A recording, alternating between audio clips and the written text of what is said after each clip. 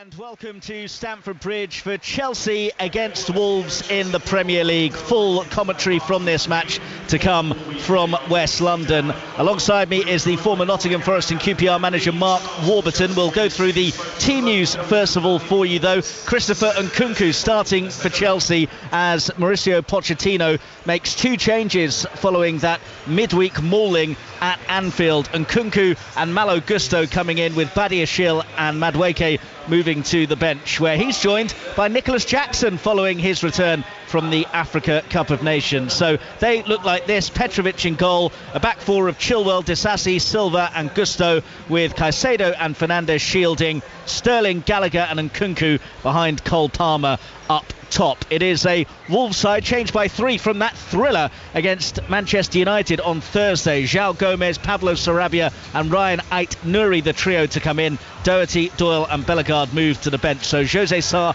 in goal for them. Their back three is Totti, Dawson and Kilman, with Ait-Nouri the left wing back, Nelson Semedo the right wing back, Mario Junior and João Gomez in the centre, with Mateus Cunha, Pedro Neto and Pablo Sarabia the front three. Just trying to work out who will play through the middle, whether it's Pedro Neto or Cunha. As I mentioned, I have got Mark Warburton with me, and I guess first of all, a second league start for Christopher Nkunku will be a very welcome sight for Chelsea fans. Yeah, very much so. I think a lot of talk about whether Jackson will come straight back into the team, Mark, but I think it's good for the fans to see him. 26 years old, lots to come from him still.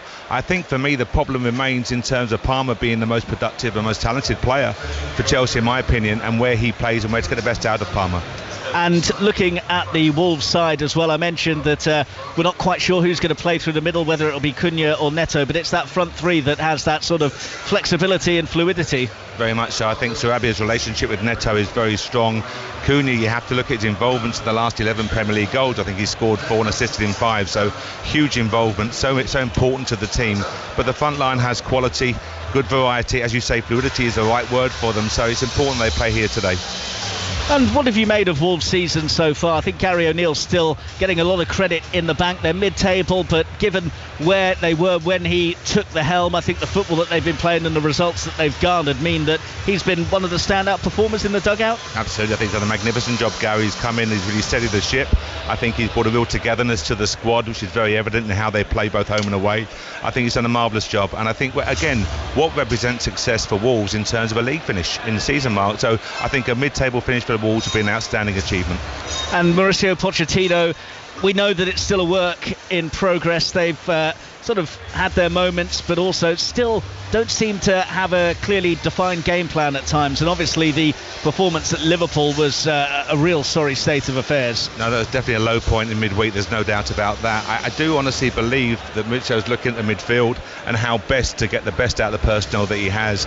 Caicedo and Fernandes, you're looking at £200 million plus of talent there, but I'm not sure the dynamic is right there. I think I'd like to see one of them play, Gallagher that can then drop, and I think you have to bring Palmer inside to do the best of his work. So I think it's not saying clear to see. I think it's obviously a problem and one that he's trying to resolve right now. I noticed that it's a rarity for Chelsea to be able to play Malo Gusto and Ben Chilwell in the same side. They've had their injury issues this term, which have been well documented. Do you think that might help to add a bit of balance to the side? I think so, definitely Chilwell's experience as well coming in, the quality of delivery from wide areas will be very important. They have to get bodies in the box, Chelsea. The few times you watch them this season when they haven't committed bodies into the key areas, so very important when you have that quality from wide now to make sure you fill the key areas. I think today we will see that, but as I say, it's the impact of Sterling. Palmer for me is absolutely critical in terms of his cleverness in and around the 18-yard area. So the Cole Palmer conundrum, I guess it is, for Chelsea at the moment, is where to get the maximum use from him. I saw Nkunku come on and actually play through the middle against Wolves in the reverse fixture on Christmas Eve, and I just wonder if that might be more beneficial to have someone who's a bit more of a fox in the box, to use that phrase, with Nkunku. Yeah, absolutely. I think it'll be interesting to see both front lines today will be key to the game, obviously.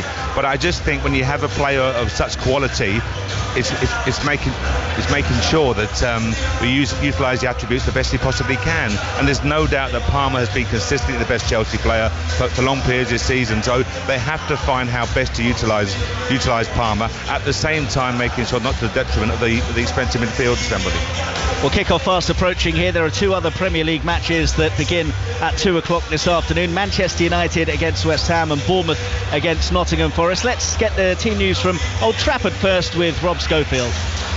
Yes, so for this big game for Erik ten Hag off the back of that chaotic win at Wolves on Thursday, Harry Maguire comes in to replace Rafa Varane at the back. Soufal and Ødegaard come in for David Moyes and West Ham. Mavropanos drops to the bench, as does Calvin Phillips after that error on debut. So the full teams, Maguire, Martinez, Fernandes, Rashford, Højlund, Garnacho, Casemiro, Dalot, Shaw, and the hero from Thursday night, Mainu, with Onana in goal, of course. And for West Ham, Areola, Ben Johnson, Zuma, Soufal, Ward-Prowse, Kudus, Alvarez, Bowen, Ødegaard, Souček and Emerson. Thanks very much indeed, Rob. You can listen to full commentary of that one on BBC Radio 5 Sport with Ali Bruce Ball and James McFadden. Also kicking off at 2 is Bournemouth against Nottingham Forest. The team news from there comes from Henry Moran. Well, Bournemouth in 13th for 7 points clear of the relegation zone. They'll see today as a good opportunity to recapture the fine form from the back end of 2023. Anthony Araola makes a couple of changes from the draw against West Ham on Thursday. Kluivert and Sinisterra coming to operate in a 3 behind Solanke, who scored a hat-trick in the reverse fixture between these sides. Tavernier and Scott drop out. Forest 1 place outside the drop zone. They need to hope that Nuno can find that magic touch. He makes 6 changes from defeat against Arsenal. Matt Sells is making a debut in goal, having signed late in the window. Nuno Tavares, Anthony Elanga, Callum Hudson-Odoi and Ryan Yates come in. Taiwo Awoniyi scored off the bench against Arsenal. He starts for the first time since November and replaces the absent Chris Wood. Dortmund loanee Gio Reyna is on the bench. Cheers, Henry, and that is another game you can hear full commentary of as well. That's on the BBC Sport website and app with Paul Scott and Nathan Jones. So here at Stamford Bridge, Chelsea go into the game 10th in the Premier League, and their manager Mauricio Pochettino is looking to respond from that heavy defeat by Liverpool in midweek. Of course, reality check. Look, Liverpool is there because they deserve to be on the top of the table. And then it's a game, it's a game that we lose for different circumstances. And yes, now we can talk in different way and to use different topics. The most important is to realize why, or in the way that we need to do the thing to compete better. It's not only to work harder, or to work more, or it's about also that improve like a team. I think in different periods of the game, I think we show lack of experience like a team, and to show that we were capable to approach or to play in a different way and do the thing that we were practice, but sometimes you can practice every single day and prepare the game, and after it's about to, to arrive and to show the right energy, the right attitude, the right way to play. Is be brave, is to show personality, character, because football also is is that. But no, it's not a reality check. It's the difference in between a team that is solid and is playing consistently in the last 4 or 5 years for big things, competing with another team that want to reach the same level. Well, they've had their issues away from home, Mark Warburton, but when it comes to playing here at the Bridge, they're actually aiming for a 5th consecutive home win, so that has become a bit of a strength for them at least. Very much so. You're always keen to win your home games. The old phrase of a fortress is very important here to win the points in front of your home fans. So he'll be looking to build on that undoubtedly, Mark, but there's no doubt that the wins have been, I'm saying, sketchy. The 1-0 penalty win recently, so he'll want to see the quality show that they undoubtedly have in the squad, but it's very, very important to get more consistency in terms of their playing style.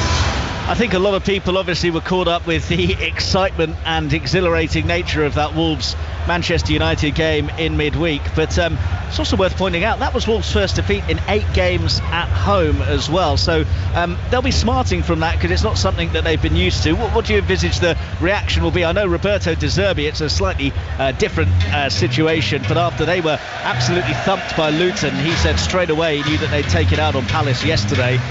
Do you see that might work for Wolves in a similar vein? I just think this is where Gary's done such a good job in terms of fostering team spirit, team belief and character, and he'll look for that reaction today. It was magnificent to come out the 3-all in midweek.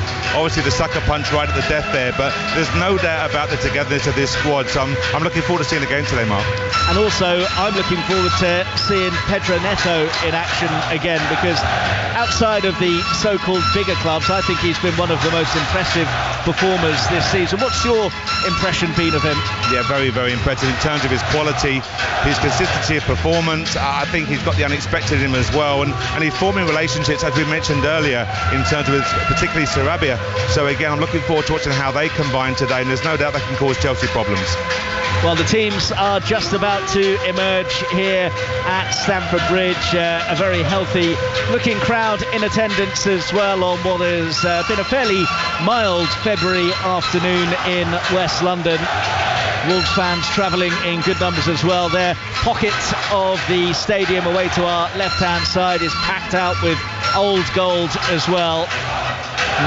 Stunning game against Manchester United in the week, still fresh in their memory, whereas the Chelsea fans will be desperate to get that horrible night at Anfield out of their system. A recap of the team news for you then before we get underway. Chelsea with Georgia Petrovic in goal, a back four of Chilwell, Disasi, Thiago Silva and Malo Gusto, Enzo Fernandez and Moises Caicedo, the defensive midfielders behind the three of Raheem Sterling, Conor Gallagher and Christopher Nkunku, with Cole Palmer leading the Chelsea line. Jose Sarr is between the sticks for Wolves, with Totti, Dawson and Kilman, their three-man defence. Ryan Aït-Nouri, João Gomez, Mario Junior and Nelson Semedo make up their midfield, with Sarabia, Pedro Neto and Mateus Cunha their front three.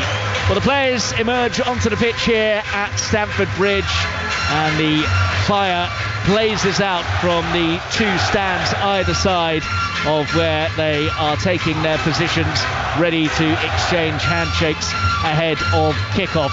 A massive flag is unfurled away to our right-hand side, which says London's first, London's finest. But at the moment, Chelsea certainly aren't that when you look at the Premier League table, Mark Warburton. No, they're not. Obviously, recent titles, recent glories, are found to be very keen for that to return to Stamford Bridge here, Mark.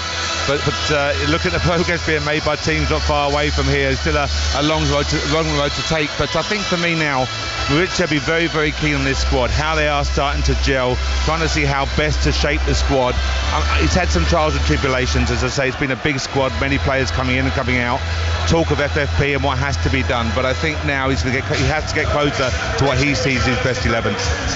Were you slightly surprised, given the issues that they've had at centre forward, with Breuer moving away on loan during this window? I know he's not had many minutes, but they haven't got many viable options in that area. No, I must admit I was surprised, and obviously every manager has his reasons and thinking behind decisions. But it's fair to say that the Jackson's been somewhat muted of late.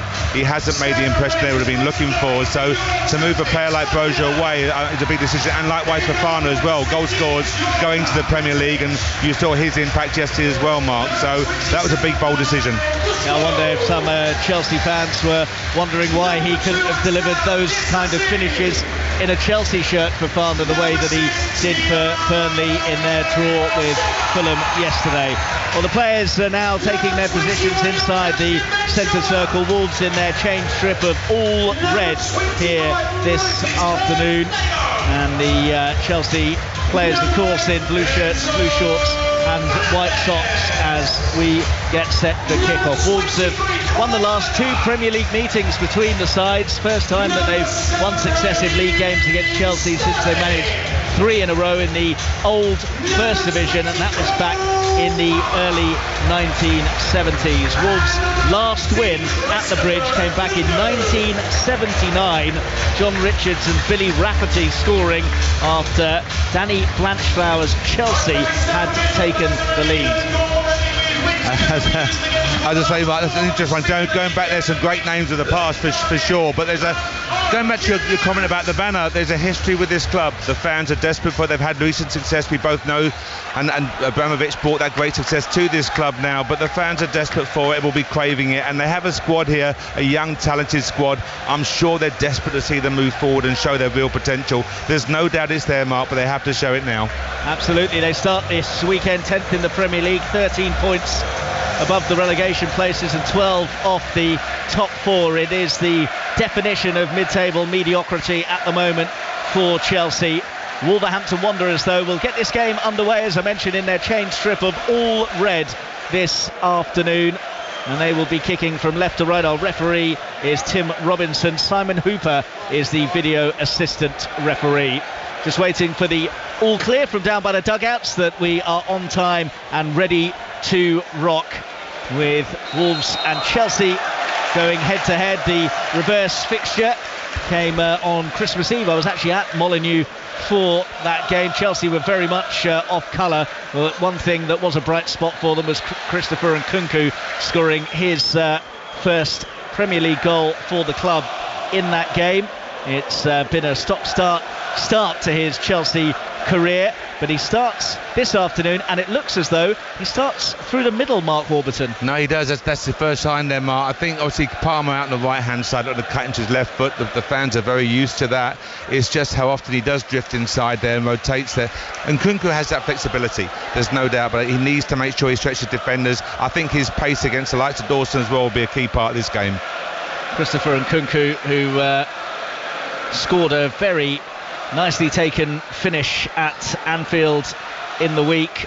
He has certainly been a player that has been a ray of light in what has been a disappointing campaign for Chelsea so far. It's going to be a throw for Wolves down in their left back area. Totti, with the brightly coloured mop of hair, will take the throw in. It's about 10 yards in front of the Chelsea penalty area, and Totti goes all the way back, and then a crossfield switch which goes across the face of Jose Sarr's goal and is lamped away by Nelson Semedo up towards halfway. Thiago Silva's header wasn't ideal, but Moises Caicedo there to tidy things up, and Disasi has it deep in the Chelsea half. Malo Gusto on the right side of that Chelsea back line. The ball's still deep in Chelsea territory. 2 minutes played at the bridge, and no chances of note so far. Cole Palmer away on that right hand side has got pressure applied to him by Totti, and they've coughed up the ball here, and Pedro Neto surging into the area. Angle against him, goes for goal. Petrovic makes a smart block, and Wolves have the first serious chance of the game.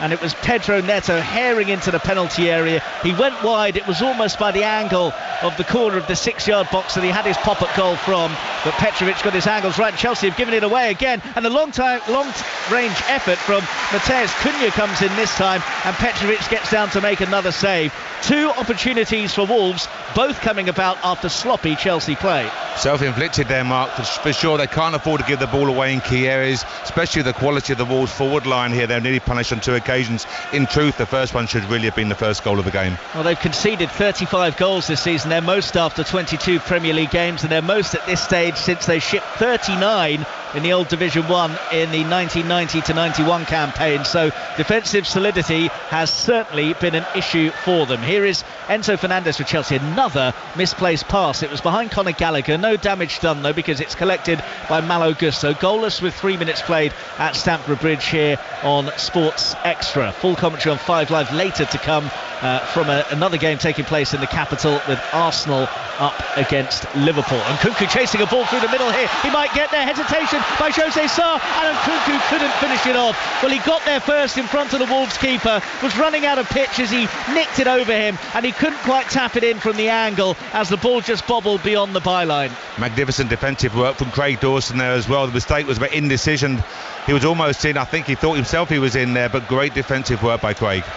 And it will be a Chelsea corner as a result. I just thought as Nkunku went over there, he might have had a glance across to Tim Robinson about whether he was impeded, but no further inquest from the Chelsea players as to whether they might have merited a penalty kick, and instead it will be a corner that Ben Chilwell will take from down on this left-hand side. So 0-0, 4 minutes gone, but chances for both sides in the early stages as Chilwell gets ready to whip this in, left-footed, and away swinger it will be towards the penalty spot. Thiago Silva was waiting, he couldn't get his head to it. It'll be recycled though by Malo Gusto, central area, lovely fizz pass, and Chilwell couldn't quite get in, but it was a nice disguise from Malo Gusto, the reverse cut ball which Chilwell tried to scamper on. He got to the byline but not in time before it went beyond for a goal kick. Nice to see fullback to fullback there as well. Gusto, good run from Chilwell, and it's that forward attacking impetus I think Chelsea have been lacking while he's been injured, and again I think he'll be very important today.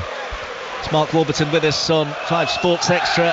Full commentary of Chelsea against Wolves over on 5 Live at the moment. You've got Manchester United against West Ham United, and later at 4:30 that blockbuster game at the Emirates between Arsenal and Liverpool will be live for you on 5 Live as well. At the Bridge, good start to the game, 0-0 as Nelson Semedo advances over halfway. Nice slip pass into the penalty area. Chance for Sarabia to get it in. It breaks for Semedo on the edge of the box. Chilwell with a good block. Chelsea managed to scramble it away, but they have not looked convincing at the back so far, and Raheem Sterling's been dispossessed in centre field. Then there's a clattering challenge from Enzo Fernandez on Semedo, and it's a free kick to Wolves deep in the Chelsea half. Mark Warburton. Yeah, I think I've got to be careful here. The basics at the moment, first contacts are being won by Wolves. They're picking up second balls here, and they've got some width, posing some problems down Chelsea's left-hand side. So a dangerous free kick coming up here, but there's no doubt the quality of this Wolves front line. It will be Sarabia who will take it. The Wolves fans on their feet, chanting and clapping after the award of this free kick, which is in an area that Sarabia can whip it in from into a promising position. Everyone's congregated in the D of the Chelsea penalty area as they wait for this ball to be curled in, left-footed by Sarabia. It's into a good area, but good clearing header by Thiago Silva as well that gets it cleared towards the centre circle, and Wolves will go all the way back to Jose Sarr just outside of his box, swings a boot at it, first time clearance long upfield, and again sloppy play by Chelsea. Ait Nouri's collected it left side of the penalty area, low ball in, looking for Cunha who was waiting. Chelsea just completely switched off there, long hoof forwards, and Ryan Ait Nouri was allowed to just stroll into the Chelsea area. But again, Mark, there's that first contact, win the first ball, do the basic defensive aspects really well, and right now Chelsea have been very poor at this part of the game. Wolves are very pleased to pick up second ball in good areas, and they really can hurt Chelsea on that aspect. Malo Gusto gets the game back underway after a free kick out on the right hand side for Chelsea. Disasi square to Thiago Silva then. Chelsea have got that big game on the horizon, haven't they? Liverpool in the League Cup final at the end of the month.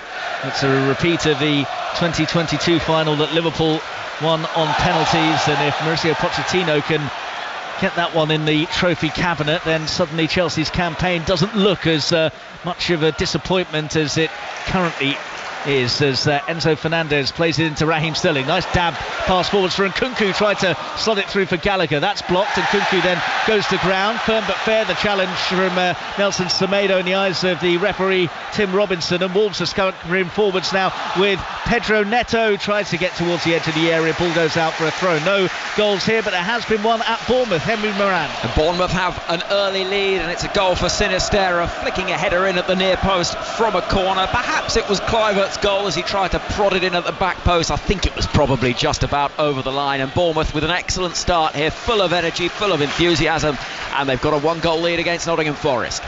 Bournemouth leading then, and bad news for Nottingham Forest down at the wrong end of the table with Burnley and Luton both picking up points yesterday.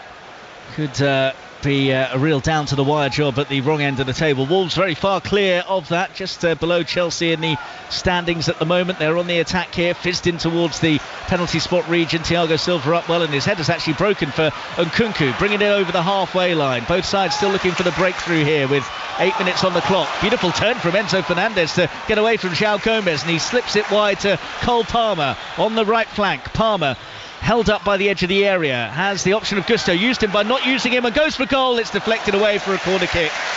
I think it's important. The threat of Palmer is very evident there, Mark. I think they've got to be better defensively, keep him on that right side if they possibly can, but it's always with the drift inside. I think Chelsea have been quite expensive. Wolves up to that point I think have been quite comfortable in terms of being solid and compact and looking to break on the counter and play into the expansiveness of Chelsea, but right there you saw Palmer's threat for sure.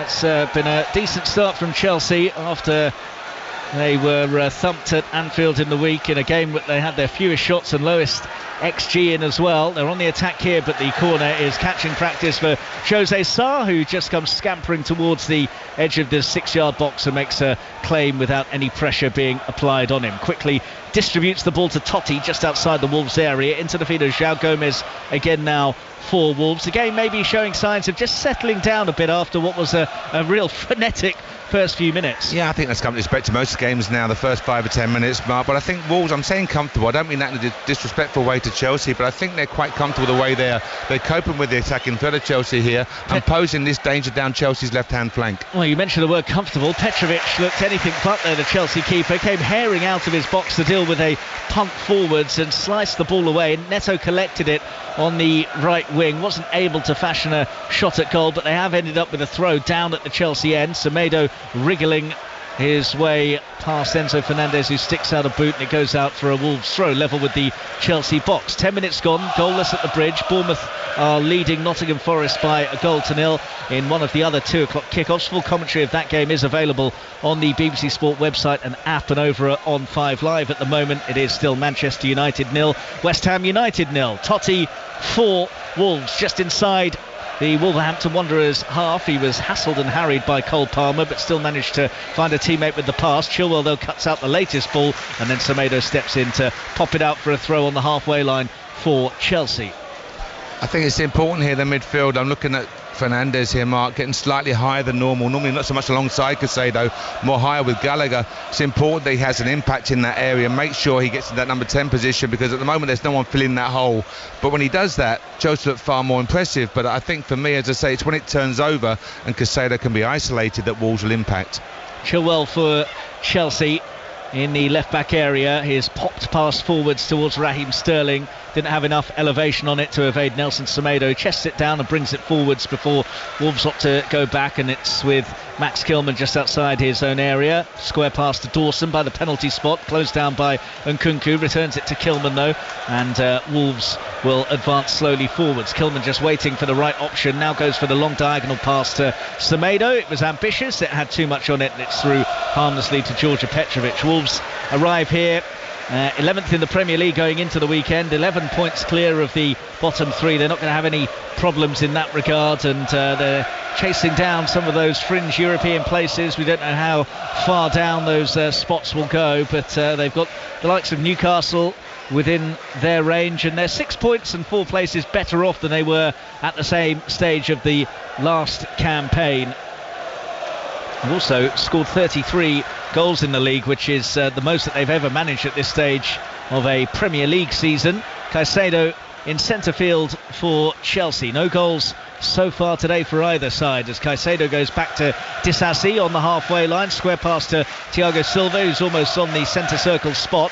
Passes it to Chilwell, and they've worked it across to the left. Sterling has it tight to the touchline, drives it infield to Nkunku, who showed a bit too much of it to João Gomes, and his challenge sees the ball squirt back to his keeper, Jose Sarr. No, I think at the moment what we're seeing, Wolves maintain a good shape. They drop into that 5-3-2 there, and Chelsea aren't really breaking them down. No doubt Fernandez is playing a slightly higher position. We'll see how that develops as the game progresses, but right now Wolves are too comfortable for me.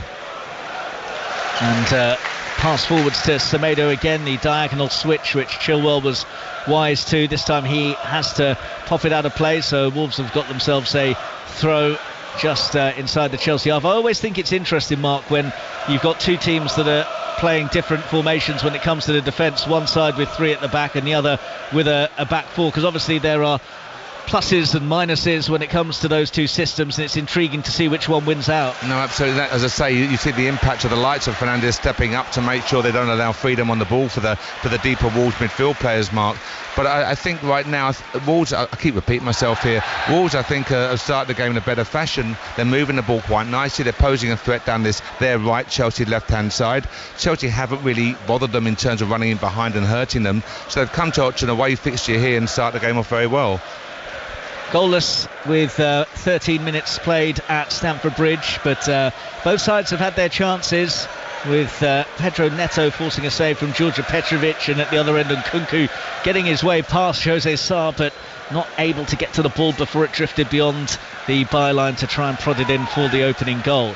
Here is Pablo Sarabia and he's gone backwards to Mario Junior, and now it's all the way back with Jose Sarr into the feet of Kilman. Now it's Nelson Semedo, and the ball is blocked by Chilwell as Gary O'Neill comes out of his area and just motions to the back three. I think almost to say maybe step up a bit of the tempo. I think if they can move the ball slightly quicker, it'll have a very positive impact, Mark. But as I say, I'm looking at Lemina and Gomez in midfield. I think they're looking more comfortable. Again, the threat down Chelsea's left-hand side. They're in again here. Great position. Pedro Neto with a wonderful ball in from wide on the right. And I'll tell you what, that's excellent tracking back by Malo Gusto to get there in front of the Wolves man to ensure it didn't lead to the opening goal. But that was too easy, Mark. Again, down this Chelsea's left-hand side, they've been a threat there consistently now. 2 or 3 very good chances, and in truth, Wolves should be ahead in this game. So I think for me, Chelsea have to do the basics better, move the ball with more pace and purpose, and really look to stretch in behind Wolves, which right now they're not doing.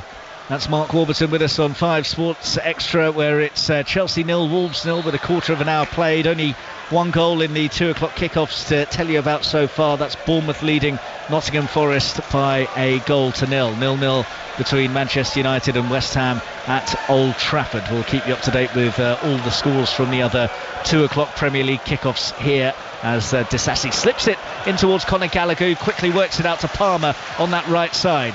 Up against the figure of Totti, and he's got away from him and then got into the area, and just the right amount of pressure applied on him by Ryan Ait-Nouri. It wasn't a shove, but he just knew that he was there, and in the end it was enough to put him out of his stride. He doubled up nicely, didn't he? Defensively covered the inside for his teammate there and was very effective. But again, you need Cole Palmer on the ball. You want to see him come into those key areas, Mark, and really influence the game.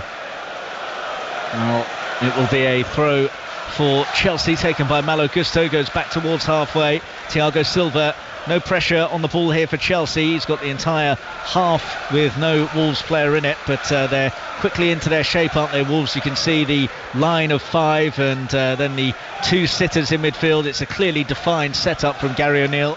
No, they're well coached, they're well drilled in this, they're comfortable in the formation, Mark, as well. As I said, at the moment is Chelsea having problems. That last attack, as you mentioned, Gallagher for the first time found some yards of space to try and hurt them. Caicedo now dropping into that number 10 position, and again the overload on the left flank. Caicedo spun it out to Sterling on the left hand side. His attempted cross-in was poor, but while it was blocked, Sterling has managed to get it back and gets a 1-2 with Caicedo into the area now, and just tried to be a bit too clever up against Nelson Semedo. A couple of shimmies, but Semedo was wise to it and made the interception, and now Wolves have got it up towards halfway, where Pedro Neto is challenged from behind by Thiago Silva, and it will be a throw to Wolves just inside their own half. And Gary O'Neill again is making some really big demonstrations to his players, and I don't know if he's just telling them to get out quicker, but there was that sort of motion with his palms as if to say, I want you further up the pitch. I think his players been a little bit higher up the pitch, 5-10 yards higher, Mark, for sure. I think definitely the back three, as you mentioned earlier, can step forward. They can pose a threat, and I think Gary can see they can hurt Chelsea here this afternoon.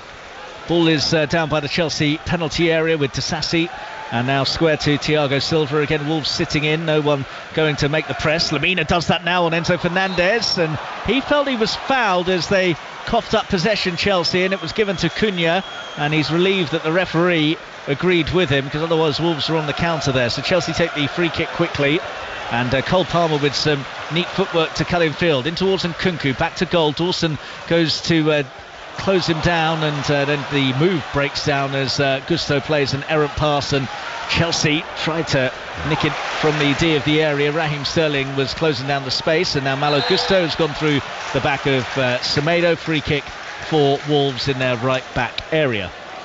But again, they moved the ball quite well. They dealt with the Chelsea situation there very well, I thought. Moved the ball comfortably. Players look very comfortable in possession.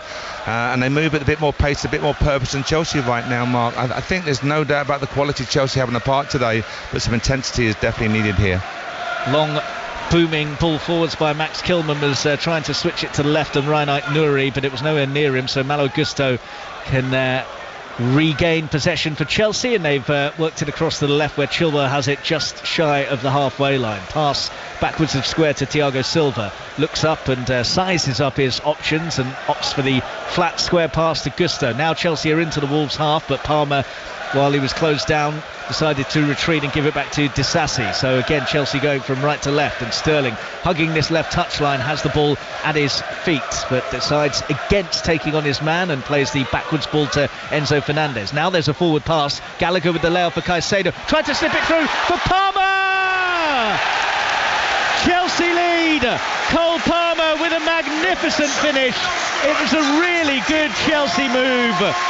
The vision to spot the pass was magnificent, and Cole Palmer with another ice-cold finish across the keeper, first time into the corner. That is a goal of real quality that makes it Chelsea 1, Wolves 0. Absolutely. I was just about to say to you how well Lamina and Gomez have been doing, filling at number 10 pocket, but Gallagher got into it there, found a nice space, good first touch, lovely pass into a well-timed run, and he showed his quality with that finish. Really good stuff from Cole Palmer. That's now 12 goals in his last 21 appearances, and it's a fairly rare one from open play. 5 of the 11 he'd scored before today had come from penalties. This one really was a thing of beauty, the way that the ball was threaded through by Caicedo and then finished off by Cole Palmer. Really good, intricate play. Credit must go to Caicedo for both the vision and execution of the through ball, which cut through the Wolves back line, and then Palmer was clinical with the finish. Chelsea have the lead. Great way to pass, as you mentioned there, Mark, as well. On his wrong side, Palmer, for the finish. So change of the game now, but I think Wolves up to that point had been, I keep using that word, comfortable, but they had been in control of the game, so it'll be interesting to see how they react now. 14 goal involvements for Chelsea in the Premier League this season for Palmer. He's into double figures now, 10 goals, 4 assists, and that is 5 more than any other teammate has managed. So another impressive showing from him, as Gallagher has it for Chelsea, who lead by a goal to nil. A Cole Palmer goal to nil. Chilwell just inside the Chelsea half into the feet of Caicedo, who has lost out there, and suddenly Wolves are coming forwards with João Gomes. Options left and right, knocks it to the left. Cunha into the area, held up by Disasi. His efforts deflected and in, and Wolves have an immediate leveller. It's Matheus Cunha. A massive deflection, but I still think it's Cunha's goal. But a Chelsea error when they were caught in possession has finally cost them.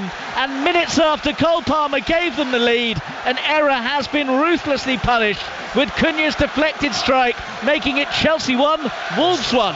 You have to say, Mark, you mentioned it earlier where Chelsea were giving away possession very cheaply.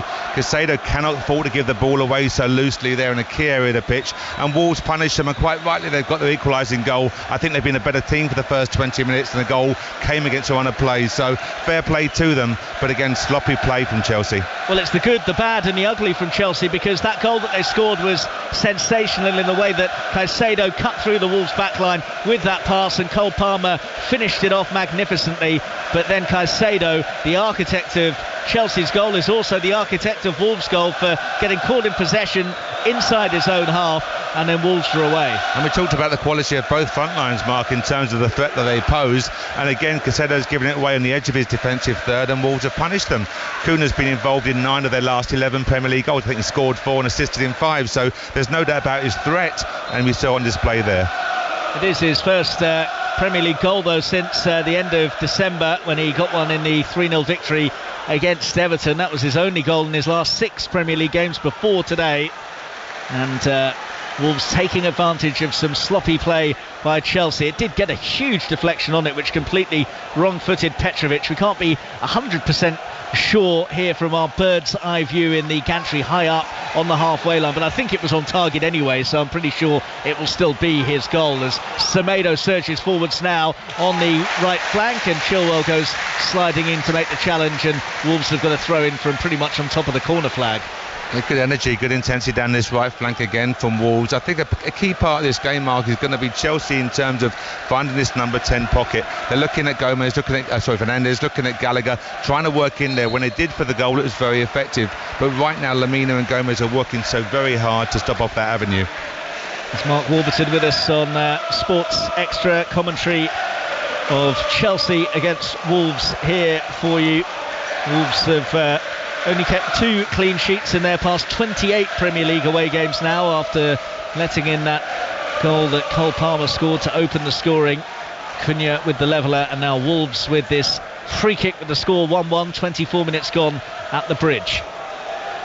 Sarabia, hands on hips, now left-footed, swings it in towards the penalty spot, and up goes Disasi, gets it clear as far as the edge of the area, collected by Ait Nouri, back to goal on the left wing for Wolves. Short pass to Totti, who slipped as he tried to control it. Wolves still have possession. Cunha tried to work a little triangle of passes, and in the end it goes out of play for a Chelsea throw. Interesting first 25 minutes of the game. Chelsea in front for a very short matter of time, and they've almost given the ball away again. Chilwell had to come darting across after the pass didn't have enough legs on it to ensure that Wolves didn't step in, and Disasi has now nearly overrun the ball as well. Gets a bit fortunate as the bounce goes his way when Nouri went to close him down. Malo Gusto now for Chelsea, in towards Caicedo, finds Enzo Fernandez inside the centre circle. Fernandez, it opens up in front of him, so he's advanced about 10 yards without a challenge, and now plays it to Chilwell, left corner of the penalty area as Chelsea look at things. Sterling's there as well. Chilwell and Sterling exchange passes, but don't look too sure about what the plan of action is to get the ball further forwards. It's with Enzo Fernandez in centre field now. His pass to Gusto, slightly overhit. Across goes Ait Nouri to the right flank to close him down, and now Wolves have got plenty of men back behind the ball. And I just thought there, Mark Warburton, that when Sterling and Chilwell were on the left-hand side and Wolves were still trying to get back into their shape, they didn't really have enough of an idea about what to do to try and exploit the counter-attack. No, I thought they were going fairly narrow as well, Mark. Well, there has been an opening goal in the game at Old Trafford. Rob Schofield. 24 minutes gone, Mark. Manchester United 1, West Ham 0, and thanks to Rasmus Højlund, showed brilliant feet on the edge of the area, jinxed from left to right and thumps it in the bottom corner back across goal. 4 in 4 for him, really finding his confidence, and proof of that in the celebration. Air guitar at the corner flag. It's Manchester United 1, West Ham 0. Well, is Erik ten Hag getting a tune out of this Manchester United side now after that thrilling win against Wolves, and now leading West Ham by a goal to nil. It is also 1-0 to the home side in the other 2 o'clock kickoff today, with Bournemouth leading Nottingham Forest. Here at the Bridge, 1 apiece with 26 minutes gone as Enzo Fernandez has it left side of midfield for Chelsea, in towards Ben Chilwell. And again, just the Wolves shape means that when Chelsea are in possession, there's no obvious pass, and there's a lot of sideways movements from them. They did that, and then Caicedo did spot the gap, which led to the opening goal when he played that perfect through ball. But on the whole, when Wolves are coming forwards, they look to have a bit more invention about them, whereas Chelsea look a little bit lost. I think they look very comfortable. They're well coached, well drilled, Mark. They look very solid in their shape walls, and they're moving good distance between their units as well. You look at it now, you can clearly define lines. Chelsea looking for this number 10 pocket. Again, whoever it may be, Gallagher, Fernandez, Palmer, and Nkunku drop it into that pocket, but they need people in it to get in there in a half turn, and from there they can hurt Wolves. But right now, Wolves look very solid in their shape. Cole Palmer felt that he was shoved off the ball by Totti. The referee, Tim Robinson, didn't think that was the case, but over on the far side, Ackelhausen, the assistant referee, waved his flag, so Chelsea are going to get themselves a free kick, which is wide right as they look at things, and it looks as though it'll be Gallagher who will bend it in, although Chilwell has got across to maybe offer a different angle to the delivery, and you'd have thought Chilwell's left foot would be the better option here. You would think so, the quality of his delivered ball, Mark, but it's interesting. You look at, they look solid Wolves, the likes of Dawson, Kilman, etc., are very strong aerially, so it need to be a good delivery here and a well-timed run. 1-1 between Chelsea and Wolves as we edge towards the half-hour mark at Stamford Bridge, and Chilwell and Conor Gallagher over this free kick, which will be taken from the right flank as Chelsea look at things. And so it would favour a real whipped ball in from Chilwell towards the cluster of players in red shirts and blue shirts that are all around the penalty spot vicinity. Gallagher does leave it for Chilwell. Oh, it's a free kick, training ground routine, and Sterling was onto it and whipped an effort over the top of the crossbar. Well, Wolves were caught out there by a nicely worked Chelsea move, but Raheem Sterling wasn't able to make the most of it. No, he should do. It was well rehearsed, well practiced. We saw it midweek. Man City being very effective with De Bruyne's ball from the set piece, and that was equally as effective. It should have been equally as effective there, just slightly off target from Raheem. Yeah, it was the double bluff with Gallagher running over it, but then going into an area that took a few people out of the game, and Chilwell played the disguised pass which led to Sterling having an opening, but he flashed it over the top of the crossbar. So it remains 1-1 as Cunha goes deep to collect the ball and now plays it forwards to Ait Nouri, left flank for Wolves. Ait Nouri going the wrong way though, with Chelsea putting the squeeze on him, so he's gone all the way back to Dawson just outside the Wolves penalty area. His forwards pass is now worked out towards Semedo, who's over halfway. Sterling comes across to block the route forwards. It's back in field to Mario Lemina, and now it is with Kilman. Square ball from him deep in Wolves territory, brought forwards now towards halfway by Totti. And Totti exchanges passes with Ait Nouri, and Wolves are back towards halfway again. But the Chelsea shape just doesn't look quite as well defined as Wolves' does when they're out of possession. João Gomez on halfway. Across comes Conor Gallagher to close him down, and Wolves will opt to go all the way back to Kilman, who plays in towards Lemina, and he finds his goalkeeper Jose Sarr. Half an hour gone then at the Bridge, all square. Manchester United leading West Ham United by a goal to nil as Chelsea give it away cheaply again. It was an error by Malo Gusto, and in the middle was Pedro Neto, and Ait Nouri couldn't find him with the cutback. That's a let-off for Chelsea after another horrible error. Cunha now is brought down just outside the box by Malo Gusto, who I think is going to pick up a yellow card, so not a great couple of minutes for the Chelsea defender. I think the Chelsea manager will be very disheartened here, Mark, what he's seeing there. They're making their own downfall, giving the ball away consistently, cheaply.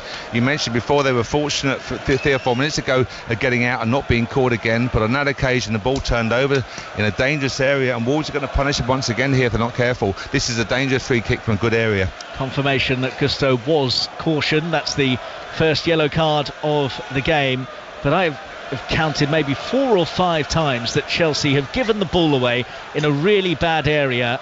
It's been punished once by Wolves with their leveller. They are very fortunate it hasn't cost them on more occasions. Well, maybe it still will from this free kick, which is on the left flank as Wolves look at it. It's about a yard or so outside the Chelsea area by the corner of the Chelsea penalty box, and there are 7 red shirts in and around the penalty area trying to get on the end of this one that will be taken left-footed, so it will be swinging away as it goes in. Cunha gets up and sends the header over the bar.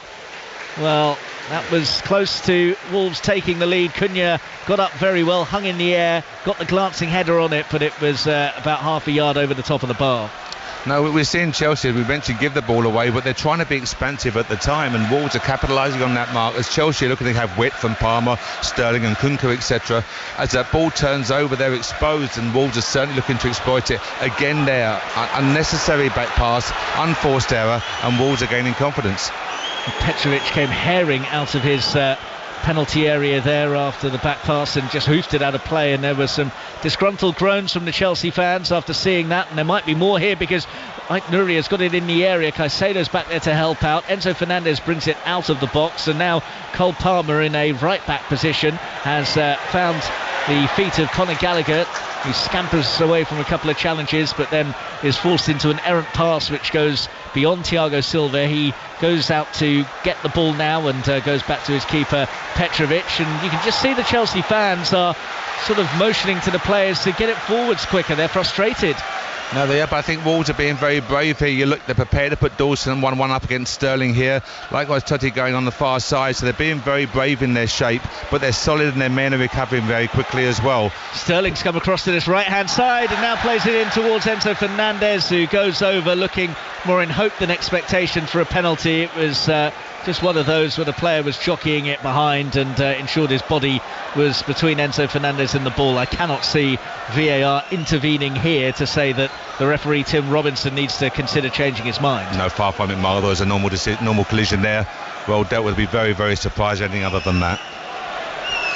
So it will be a goal kick for Wolves pending any VAR intervention, and Tim Robinson, I think, has been told by Simon Hooper that play can resume, and there was nothing in that incident of note. 12 minutes to go until half-time, and it's been an intriguing half. I don't think it's been a very good half from Mauricio Pochettino's point of view. The sloppiness in possession will be something that will have him tearing his hair out. And just that one moment of real class that we saw from Chelsea that did give them the lead. Caicedo's lovely through ball and Cole Palmer's clinical finish. But aside from that, it's been a fairly poor showing. It has. I think there's no doubt Gary Neal will be the happy of the two managers, Mark. You know, so apart from that one moment of quality, and sometimes you put your hands up and say that's what they have. After the opposition possessed that quality. Great passing, Caicedo, great finish, and Chelsea got their goal. But other than that, they've been in good shape. They've been solid out of possession. They've recovered really well. Distances are good, and there's no doubt they pose a threat. And Chelsea turned the ball over so cheaply, they'll always expect an opportunity to come here. So all square, it was 2-1 in the reverse fixture on Christmas Eve. Mario Lemina and Matt Doherty made it 2-0 before Christopher Nkunku scored in the 96th minute on his Premier League debut for Chelsea. Here is Raheem Sterling turning away from a challenge nicely and spraying it out to the far side where Cole Palmer has it on the right, cuts in field. He's got the overlap from Gusto. Gusto tries to get the ball in, deflects off him and then off Totti, and the bounce goes Wolves' way, although they are now guilty of giving it away in a dangerous area. Enzo Fernandez, 30 yards out from goal, has gone for goal and bent it over the top of Jose Sar's bar. That's the first time we've seen Wolves guilty of that, of such an error there, but Chelsea nearly punished them. I think for me the key is there's no fluidity. You can hear the crowd getting somewhat disgruntled, disheartened here, Mark. They want to see more fluidity from Chelsea, move the ball with a bit more pace and purpose, and at the moment it's really lacking. So as I say, going into the half-time break, Gary Neal will certainly be the happy of the two managers, but you need some second half reaction from Chelsea for sure. That's Mark Warburton with us on 5 Sports Extra. Full commentary of Chelsea against Wolves from Stamford Bridge with 10 minutes left to go in this first half, and the score 1-1. Manchester United leading West Ham by a 1-0, and Bournemouth are also 1-0 up against Nottingham Forest in the other 2 o'clock kickoffs in the Premier League. Massive game at 4:30 for you on 5 Live, with Arsenal hosting Liverpool as Pedro Neto collects just inside Chelsea territory. Nice bit of footwork from him to skip away from a few challenges, and then he sold Conor Gallagher with a little feint as well, which the Wolves fans very much enjoyed, and they're chanting his name as a result of that. Certainly the Wolves fans very much enthused by what they've seen so far, and Chelsea fans remain disgruntled, and there are groans again from them as Conor Gallagher's done by Mateus Cunha and then drags his shirt. So Wolves have got themselves a free kick just inside the Chelsea half. You mentioned the reaction, Mark. You know, you mentioned Palace, etc., Brighton in midweek. But again, the Chelsea fans want to see this reaction from a Chelsea team today. They're at home in front of the fans here after a tough midweek fixture and tough result, and they want to see a really positive reaction. And right now, we're not seeing that. I hope very much. There's no doubt the quality on the pitch, but the Wolves are the better of the two teams. Caicedo has collected the ball on halfway, and it's back with Malo Gusto again. It's a really heavy touch from him. Ait Nouri goes across. Gusto will get there just in front of him, but Ait Nouri snapping at his heels, and he's managed to prod it against Malo Gusto. Wolves have got themselves a throw out of nothing after another awful piece of control from Malo Gusto. And you've got to defend on a yellow card that you just mentioned, Mark, having to make a couple of last-ditch tackles, so you've got to be very careful himself here not to get a second yellow. But they're posing a threat now, initially down Chelsea's left flank, now down on both flanks, and they're again breaking in behind it at real pace. Wolves on the move again with Ait Nouri almost managed to prod his way through. João Gomes then steps in, and Wolves have turned it over again. It's with Lemina, who goes backwards to the halfway line, and Kilman, and again there are some angry Chelsea fans who are pointing and gesticulating and shouting at the fact that Chelsea are sloppy with the ball just outside their own area. It's not going to cost them this time, because Wolves have opted to go all the way back deep inside their own half, and Dawson has it square to Totti. 8 minutes to go until the break. Chelsea 1, Wolves 1. Palmer with the opener. Cunha's deflected effort after Chelsea gave the ball away in a bad area, levelling things up, and Wolves have looked the better team overall, the more cohesive, certainly better in possession. Chelsea have got away with about 4 or 5 moments where they have coughed up possession very badly in a really dangerous area. There's a challenge by João Gomes here where he's chopped down Caicedo, and I think it's going to be a yellow card. In fact, it was Nelson Semedo who made the challenge, and he is the first Wolves player in the books. That's one apiece now. Malo Gusto, the Chelsea right back, and Nelson Semedo, the right wing back for Wolves. I think you're seeing once again, Mark, Wolves prepared to mix it up. They're prepared to go long there, pick up second balls and hurt Chelsea from a higher position. On that occasion, Chelsea won the free kick, but I think I've been very impressed with the variety displayed by Wolves so far.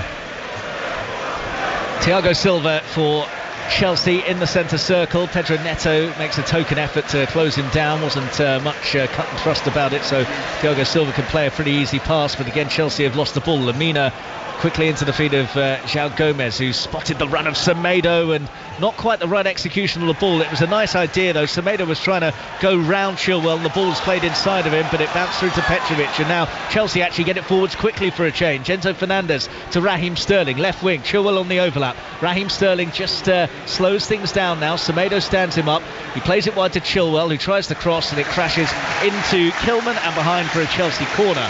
First time that I can remember the ball getting forwards into the Wolves half really quickly by Chelsea, and it led to a corner for them. Just a bit more pace, Mark, a bit of width, and they also had bodies. Again, Fernandez making that forward run into a higher position. He was unmarked actually, level with the near post, so again just a bit more pace and purpose, and they can hurt Wolves, but that's the first time we've seen it. 5 minutes to go until the break. Chilwell with this corner for Chelsea, who are level at 1-1 against Wolves, and a bit fortunate to be level at 1-1. Outswinger from the left boot of Chilwell, and met by Dawson, gets it away to the edge of the area, and the ball bounced favourably for Pablo Sarabia, but he wasn't able to stay in possession, so it's bounced all the way through to Petrovic, who's come a long way outside of his penalty area, into the feet of Caicedo in the centre circle. Square ball to Malo Gusto, who's had a real stinker of a first half. Fortunate that he's not been punished for a number of moments where he's given the ball away with either poor control or a poor pass. The Chelsea player who did end up costing his side was Moises Caicedo when he was caught on halfway, and Wolves came away with the ball, and the ball ended up in the net from Cunha's effort that was heavily deflected. That after Caicedo played the lovely through ball that gave Cole Palmer the chance to give Chelsea the lead, as Gallagher plays a decent looking ball to Malo Gusto, cuts it back, almost came to Nkunku by the penalty spot area.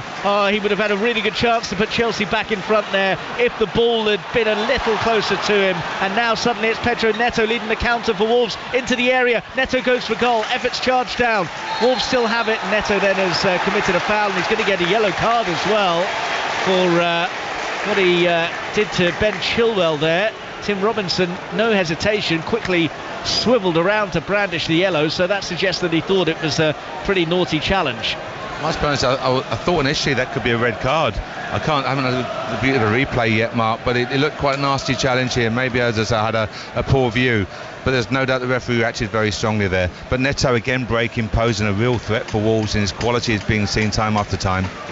Well, I think VAR are having a cursory look at it, but no official VAR review going on, and the way that Tim Robinson is getting the players ready to restart, there's not going to be a check over it, but we haven't seen a replay of it, but the VAR, Simon Hooper, has, and he's deemed that a yellow card is fine. Here's Gallagher now inside the Wolves area, and his miscontrol has led to him trying to win it back illegally, and he shoved his man over, and Wolves have a free kick, and their fans feel that that's long overdue, because there were some ironic cheers after the whistle went from Tim Robinson, with 3 minutes of the first half remaining and the score level at 1-1. It just feels, Mark Warburton, that Wolves have got their game plan sorted, they've got their identity, everyone knows their jobs, and as has been said many times before, you can't say the same of Chelsea. No, Chelsea have looked somewhat disjointed, Mark, there's no doubt. I think for the first time last 3 or 4 minutes, you mentioned a bit of pace and purpose to win the corner. Just there we saw them going long to a direct ball over the top for Sterling to try and win it. So they need to mix up a little bit more, but there's no doubt they've lacked a pace and purpose in terms of ball movement, and Wolves have been by far the better team in this first half. All square at 1-1, couple of minutes to go until half time. And likewise it'll be the case at Old Trafford and the Vitality Stadium, where at the moment it is 1-0 to Manchester United against West Ham, and 1-0 to Bournemouth against Nottingham Forest. Lovely crossfield switch has found Nelson Semedo for Wolves, down the line for Pedro Neto, herring towards the area, cut back was good, it's deflected in, and Wolves lead. They've turned it around. 2-1 Wolves at Stamford Bridge. Ryan Ait-Nouri arriving at just the right time to get on the end of Pedro Neto's cutback, and Wolves have turned the match on its head to lead 2-1 going into half-time. And there's no doubt what an outstanding switch there from Craig Dawson out to the wide right here, again down Chelsea's left flank. Wolves got the overload, Chilwell couldn't deal with it, ball comes in, and lucky the deflection, but I have to say, nothing they don't deserve. They've looked threatening going forward, they've looked incisive, they've shown a real potential what they're doing, or promise rather than what they're doing, so it's a fair result. Well, Chelsea not guilty of giving the ball away on this occasion. It was a well-crafted goal from a Wolves perspective, a lovely crossfield ping, and Pedro Neto then doing what he does so well, running at the Chelsea defence and then playing the cutback into the path of Ait Nouri. He got away from the Chelsea defenders who switched off, and his effort had enough oomph on it that even with the attempted block it just deflected beyond Petrovic and in, and you have to say it's a deserved lead for Wolves with a minute of the half left. Yeah, very much so. Look at the Wolves fans very much enjoying their afternoon here in West London, but it's what they deserve. That the team have shown real quality this afternoon, mixed it up very well. They've been solid and compact out of possession, and they deserve the lead. So Maurizio undoubtedly will need to change something second half. Chelsea need to up their game in terms of intensity and desire and cleverness, because right now they are second best for sure. Chelsea trailing 2-1 as we head towards stoppage time in the first half. Great performance from Wolves so far, who have been far superior in terms of their game plan, their passing, and just not making any errors, which Chelsea have had so many of. It has been an error-strewn showing from the Blues as we wait to see the board go up from the fourth official. Raheem Sterling has got the ball inside the area here from out of nothing, and then as he cut back and turned away from Totti, Dawson read the situation and stepped in and booms it over the halfway line. Collected by Thiago Silva. The Wolves 2-1 winners in the reverse fixture on Christmas Eve, leading 2-1 at Stamford Bridge as we go into 4 additional minutes at the end of the half. Chelsea want a free kick for a challenge on Gusto down by the byline, but the decision from Tim Robinson is a goal kick, which Wolves won't be in any hurry to take as they hold this 2-1 advantage with half-time imminent. No, absolutely. They've worked very hard as well. You can look at their work ethic. Every single man in the team here has been closing down with real purpose, and they help maintaining their shape whilst doing so. As I mentioned earlier, distances between their units, especially defensive to midfield unit, has been superb throughout, and Gary will be very pleased going into half-time. So a minute gone of additional time at the end of this first half, which saw Cole Palmer put Chelsea in front, but cancelled out by Mateus Cunha and then Ryan Ait Nouri for Wolves. Well, the Wolves fans, I think some of them singing "You're getting sacked in the morning," but I don't think Mauricio Pochettino's in any serious danger at the moment. And as I said, it's a disappointing state of affairs, but they do have that cup final, the League Cup final, coming up against Liverpool at the end of the month, and also another big game that comes up against another team from the Midlands when they have that FA Cup replay against Aston Villa. An opportunity for them to get through to the 5th round, and who knows, if they can lift 2 trophies this season, then it would probably still be seen as something of a success. No, absolutely, but I think you mentioned earlier that used that word fluidity. I think the fans want to see more. It's very disjointed this afternoon. You wanted a reaction from the midweek result, which was very disappointing and frustrating for all concerned with the football club. So again, this afternoon you've got an opponent come here who's really dominating the game in terms of quality. Look, by far the more threatening of the two teams, so they'll want to see a second half reaction, I'm sure. Ait Nouri's goal was his first since the end of 2022, when he got a last-minute winner as a substitute against Everton in December of 2022. So not exactly a prolific scorer, and Chelsea again have let the ball get away from their grasp just inside their own half. Sterling then, in trying to win it back, has committed the foul. I cannot remember seeing a Chelsea performance where they have given the ball away so cheaply so often. It really has been error-strewn throughout this first half here, Mark, and you're watching when Wolves do counter, Chelsea go expansive, Wolves ball turns over, Wolves can play forward, but they're really taking care with that first pass and maintaining possession. So enormous credit to everyone with Wolves, but there's no doubt about the quality and the shape of their play and how they're going to hurt Chelsea, and Chelsea have to tidy this up. This type of error will be punished in the second half. It's Mark Warburton with us on 5 Sports Extra as we head towards the final minute of additional time at the end of this first half, with Wolves leading by 2-1. We'll be previewing the massive game between Arsenal and Liverpool during the interval here at the Bridge. Full commentary of that game from the Emirates for you on 5 Live a little bit later on today. Nottingham Forest have got themselves back level away at Bournemouth. That one is now 1-1. Manchester United continue to lead West Ham United by a 1-0. Now there's claims for a Chelsea free kick down at the Wolves end, which hasn't been given. And that strike from Ait Nouri's actually been given as an Axel Disasi own goal. So Ait Nouri won't be able to toast his first goal since December 2022 after all. Well, hopefully he'll be looking to toast 3 points this afternoon, I'm sure, Mark, later on. But as I say, it's rounded off a good first half performance. We're nearly there now for this first. I think Gay will go in there and look to cement this performance into the second half, make sure they see no early reaction from Chelsea and maintain that lead. Well, just listen to that. Very audible boos from the Chelsea supporters at the interval. They had themselves in front courtesy of Cole Palmer's very nicely taken goal, but then were guilty of giving the ball away very badly in centre field. Caicedo the guilty party on that occasion, but a number of Chelsea players had done it throughout the first half, and Cunha stuck the ball away with the aid of a big deflection. And then just before the interval, Wolves got their second goal. Pedro Neto surging away on the right, his cutback towards Ait Nouri, and his effort deflected in for an Axel Disasi own goal to make it 2-1 to Wolves. And I think that Wolves will perhaps feel that it could have been even more for them in that first half, Mark Warburton. We saw the 2 or 3 early chances, Mark, didn't we? Really, the first one should have been punished for sure. So his 2-1 does not flatter Wolves in any shape or form at all. They fully deserve the lead going into the half-time break. But the boos that you mentioned, I think there's a number of reasons that the Chelsea fans will be worried by that. They wanted to see the reaction. They wanted to see a more fluid performance. They wanted to see the ball move with pace and purpose and real quality. And they've not seen it. And all they've seen is errors in the first half, which could have led to a bigger deficit.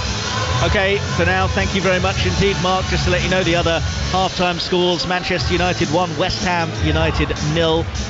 Bournemouth are all square at 1-1 with Nottingham Forest. They're still playing in the first half of that one at the Vitality. Last few minutes in the WSL game between Manchester City and Leicester, City leading that one 2-0, and it's half-time in the WSL match between Liverpool and Spurs. That one is 0-0. OK, so at 4:30 it is Arsenal against Liverpool, a massive game in the battle at the top. Earlier on 5 Live Premier League Sunday, Steve Crossman, Julien Laurent, Nader Manua and Ellen White previewed the match. But first of all, let's hear from Jurgen Klopp. I think what we learned over the years is that if you want to be around City, you better win all your football games, because they do. This is the league. This is the time. City is dominating. That's how it is. They play incredible stuff and would probably consider themselves not playing their very best season, but when they are, it's really about us digging deep into the season. Keep going, hold your breath, buckle up, all these kind of things. We play a very good season at the moment, 2 points ahead City, and they play kind of a season and 2 points behind us. So that's the situation we are in. Take it like it is and go from here and try to play the best season we can play and go for it. That's what we are here for. Arsenal, they beat us. They're definitely there. They don't beat us, then ask them or other people. I don't know. We will try to make it as hard as somehow possible for everybody who wants to finish the season above us. Kick us off, Jules. Liverpool have obviously been great, but just listening to Klopp there, I suppose the question is, do you think Liverpool are at the ceiling of how good they can be? And is the same true of Manchester City or Arsenal, for that matter?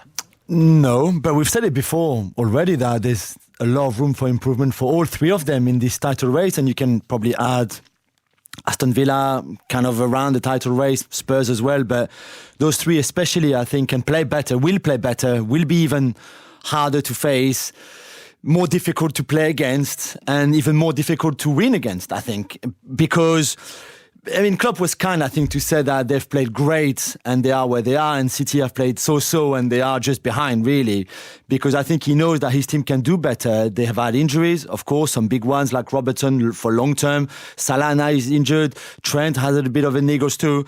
But I think he knows that his team can play much better, although despite not probably being at their best for the whole 90 minutes, they've had big games where they just, for 20, 30, sometimes 45 minutes, have been outstanding. And that's how they got a draw away at City, for example. That's how that game against Arsenal was a very, very big one at Anfield. But also in the FA Cup, when I think that Liverpool in the FA Cup, the Liverpool win over there in London at the Emirates was maybe the toughest game that Liverpool played. It was the time this season where they were the most under pressure. Nobody else really put them under that kind of pressure, and yet they still managed to win the game. So they are in such a strong position. Yeah, I think he's right. And something I think he's mentioning there is the resilience that they have. And when you look at them this season, you know how many games they've lost in the league? Go on, is it one? Yeah. This one, and do you remember the game at Yeah. Spurs when it went down to 9? Yeah. And they conceded in the last minute of the game. So they definitely have something about them from that standpoint, even though the faces aren't necessarily, they haven't always been there throughout the season. They've had enough to be able to get results, whether it's the belief, whether it's the quality that they have. And now you can see them sort of getting into gear, some of the chances they're creating, some of the football. And they are a very, very dangerous side, especially knowing, like the other day, you can have Robertson and Alexander-Arnold on the bench. No, Salah's out injured, and still dominate a game against a good side. So I'm a believer in them. I think they can get better. I'm going to hold my hands up and say I'm reluctant to say ceiling. I think as well, some of their key players are starting to really come into form. Curtis Jones in midfield, I think is flying at the moment. And I really like the way that he can tweak and change the midfield, the front three, depending on the game. You could have McAllister in there. Then you could switch it and have Szoboszlai, Gravenberch, obviously Curtis Jones, put Elliott on. I just think that fluidity and the way they all balance together works really well at the moment. And then obviously I'm a striker, so I love looking at the front three. And obviously without Salah, I feel like they're scoring and creating a lot of chances. Jota is really on form at the moment, so that's going to be scary to see, you know, his performance as well with his partnership with like Núñez, obviously Diaz as well. But for me, I just like the way that they're just so interchanging and they're just so hard to defend at the moment. And I feel like, yes, they can get better, but if they're performing at the way that they've been performing recently, I can't really see Arsenal winning, is my analysis, really. Is it going to be mid-90s again, Jules, needed to win the league, do you think? It's hard to tell. I mean, if you based on the points tally so far, you could say so. Although you don't know, all those teams can lose 2, 3, 4 games between now. It's hard to see, but you just never know what can happen. I think when the managers, not to give away a secret, but at the start of the season or in certain period of the season, managers sit down with their staff and say, okay, let's try to not guess, but let's try to plan on how many points we could get in those games. And at the end, they all have a points tally that they think their team can reach. Mm-hmm. And I could guarantee you that for those three, for City, Arsenal and Liverpool, it would be in the mid-90s for sure. And they might not get there. One of them might get there, not the other two. Two might just fall short. All three might fall short. But I think they've had the provisions. Yeah, you said the provisions of their points tally at the end of the season already. And I think they've all of them have tabled for the mid-90s. It's hard because that means, you lose just one game between now and the end of the season, 2 games maybe. But it's obviously very, very possible seeing how good those teams are, really. And I think sometimes we've also underestimated how much they pull each other, or they get the best out of each other. Because if you're Arsenal, City or Liverpool, and again, to be fair to Aston Villa and Spurs, the same, you thrive on how good the opposition is. So, we have to win because we know they're going to win. And you push each other so much that in the end, you will have 3 teams in the 90s, which has never been done before. I think the point that Jules is making as well, to reference those guys, I think we've seen in any particular game, those sides can be good. You've seen Spurs be good, you've seen Villa be good, you've seen Villa have probably the best home record for a large majority of this season. So I do get it. And I think as well, looking at the top 4, I can see them taking points, or top 5, I can see them taking points away from each other. I think a trip to the Tottenham Hotspur Stadium for whoever needs to go there in that top section is a tough game, and vice versa. So I think that is fair, but I don't think it goes to mid-90s, Okay. I don't think so, just because as Jules was saying, it's basically like losing a game and drawing a game out of 16. Yeah. You know what I mean? That's a lot of winning football, which as it stands, it didn't happen in the first half of the season for anyone. And I think if you were to believe it's going to happen in the second half of the season, where results are that bit harder to come by due to desperation of everyone else in the league, like all of a sudden a team that's in the bottom 6 or 7 will put up like an enormous fight in the last few weeks of the season because they have their own objectives too. And I think Liverpool still in Europe, Man City as it stands still in Europe, Arsenal still in Europe. And I think that'll affect things, especially I think from the Liverpool and City standpoint, because as it stands, they're also still in the FA Cup. You don't think City can do 14 league wins in a row like they did last season, for example? I think the league, in my opinion, is going to be their priority as such. I think if they end up winning that'll be something which they're immensely proud of, because that'll mean that they've won it for 4 years in a row, which has never been done before. And I think they are capable, but it's just like you get to like March time, April time, and you're one bad week away from everything being up in smoke. And that's the issue. And I think from City's perspective, they've got a trip to the Tottenham Hotspur Stadium where historically they're not very good. They've got a trip to Anfield to come as well, where I think I've got the same amount of points as they've had in the last 20 years. So it's not... They are capable, but I think it's unlikely because I've not seen anything so far this season that make me think that a side can win that many games in a row as it stands. So, Alan, when you meet the King, I imagine in the short space of time you have to talk to him, hopefully he'll sort of congratulate you on your amazing career. I suspect he won't talk to you about the years that I'm going to ask you about now, which is 2015, 2018 and 2020, where in the WSL... you finished second in all of those seasons, despite losing a total of 6 matches over 3 seasons. And that's because you had to deal with that relentless Chelsea team under Emma Hayes when you were at Manchester City. So how difficult can it be when you are used to your opponents, just like everybody is used to Pep Guardiola's Manchester City side, being relentless? And there is a fear, presumably, that they will be relentless and therefore you have to be. Yeah, it's tough when you have got a team that is continually relentless, but then constantly evolving at the same time, constantly being very adaptable. And I think you can see that with Man City as well in the Premier League, with a lot of the top teams, that they have to evolve. And that's what it was like, when I was playing, that we have a lot less games to win a WSL, which makes every game so much more important. So it is really challenging then when you're coming up against the title beaters in Chelsea, that everything does come down to that game.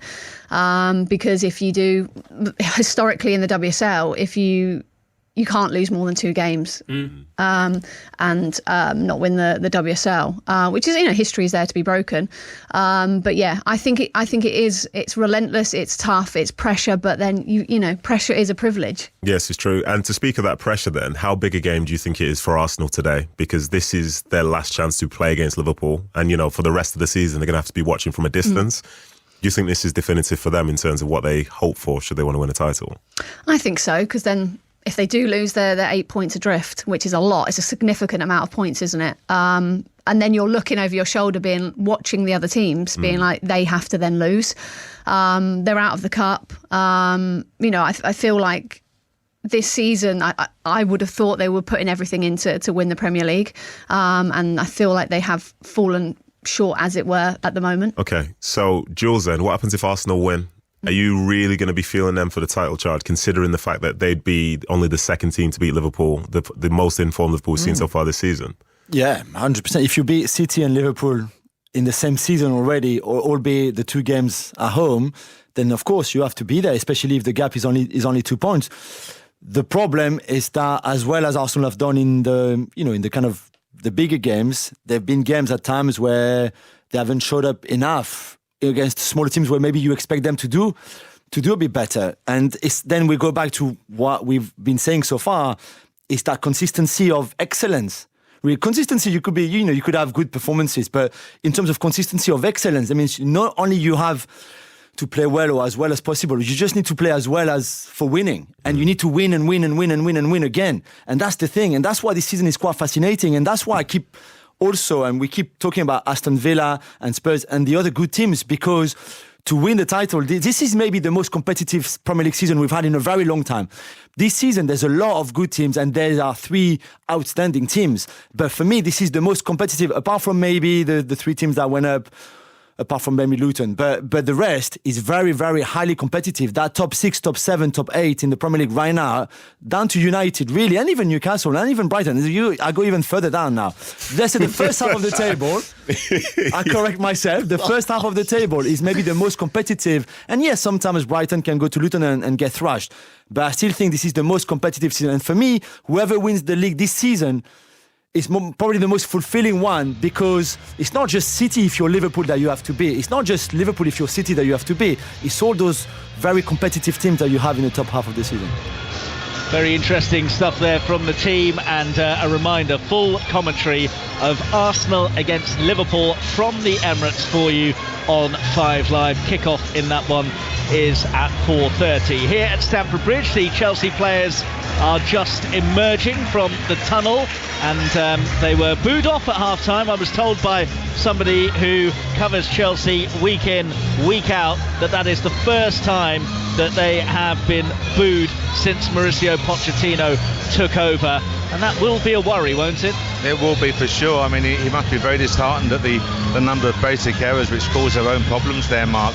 I was interested to see if there are any changes. I can't see any just yet, but in terms of Mudryk and Jackson, Madueke, he has got some options on the bench this afternoon, so it'll be interesting to see how long he leaves it until making a change. Well, I was going to ask you if, given that first half performance, whether you fancied that there would be any half-time changes, but it looks like he's decided to stick with the same 11, at least for the start of the second half. I wonder if he might go with Jackson down the middle there just to mix it up. Is there a way of trying to get Palmer coming inside? Possibly. But right now, I don't think it'll be too long, Mark. I think to give it 5 or 10 minutes, if there's no marked improvement, I think he'll have to make a change. Just looking at social media, some of the texts that have come in to hashtag BBC Football.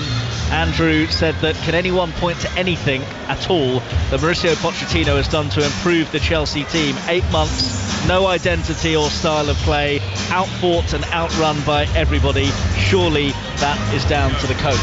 No, I'm not having it. I'm sorry. I'm looking at quality. There's no doubt about Mauricio's quality. Likewise, we spoke about Graham Potter prior to that.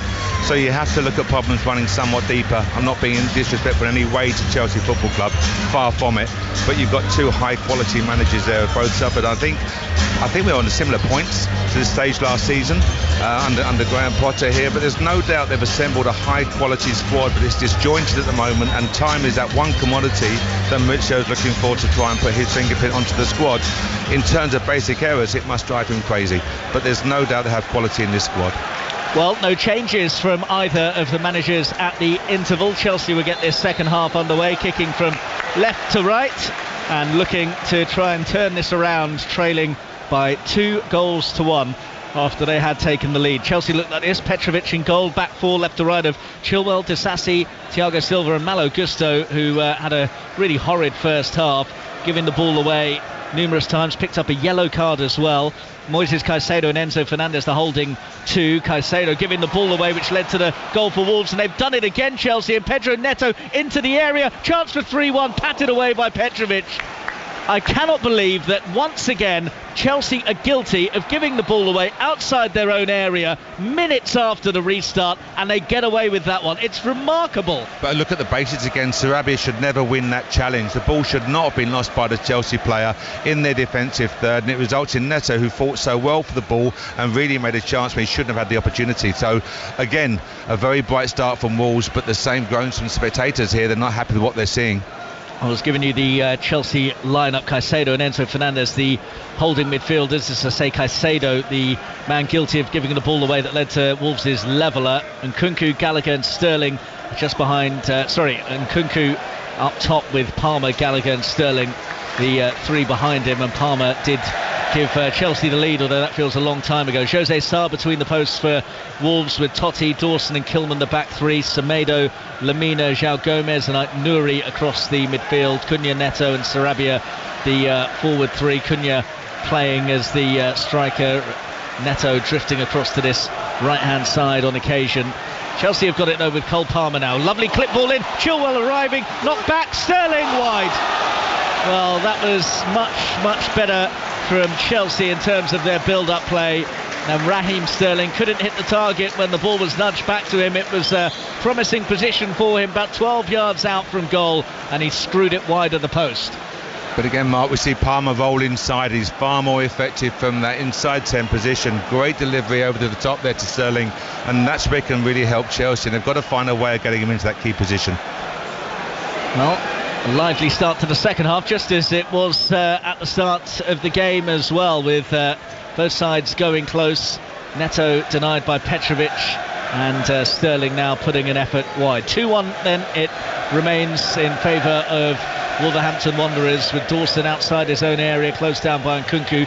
Chipped ball up towards halfway, cushion header from Aït-Nouri, finds João Gomez, and now Sarabia tried to work it onto Neto, but Enzo Fernandez comes across to nick it off his toes, and Chelsea will go again with Malo Gusto in the right back area. Caicedo under pressure, has to turn backwards and go back to Disasi, who finds Caicedo. Risky stuff from Chelsea, especially given the amount of times they've given the ball away in a bad area, and Gusto opts for safety first and shuffles it all the way back to his keeper Petrovic. Thiago Silva finds Chilwell just shy of the halfway line, backwards of square to Sterling, left side of midfield for Chelsea as they look at things. Gallagher over halfway now, in towards Chilwell, again hugging that left hand side. Sterling wheels away from one challenge, still going Raheem Sterling, great stuff, goes down just outside the penalty area, looks across to Tim Robinson, who says there was nothing wrong with the challenge, no free kick forthcoming.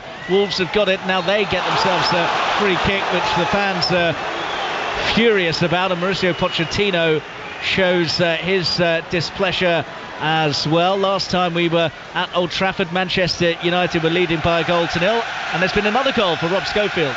Inside 3 minutes of the second half, Manchester United have doubled their lead. Alejandro Garnacho with a deflected shot just inside the area, curling past Lucas Fabianski, who's on for the injured Alphonse Areola. It's all smiles for Manchester United at the moment. He went over to the advertising hoarding, sat on it with his teammates, and they pretended to take a picture. I think these celebrations have been rehearsed, Mark. It's Manchester United 2, West Ham 0.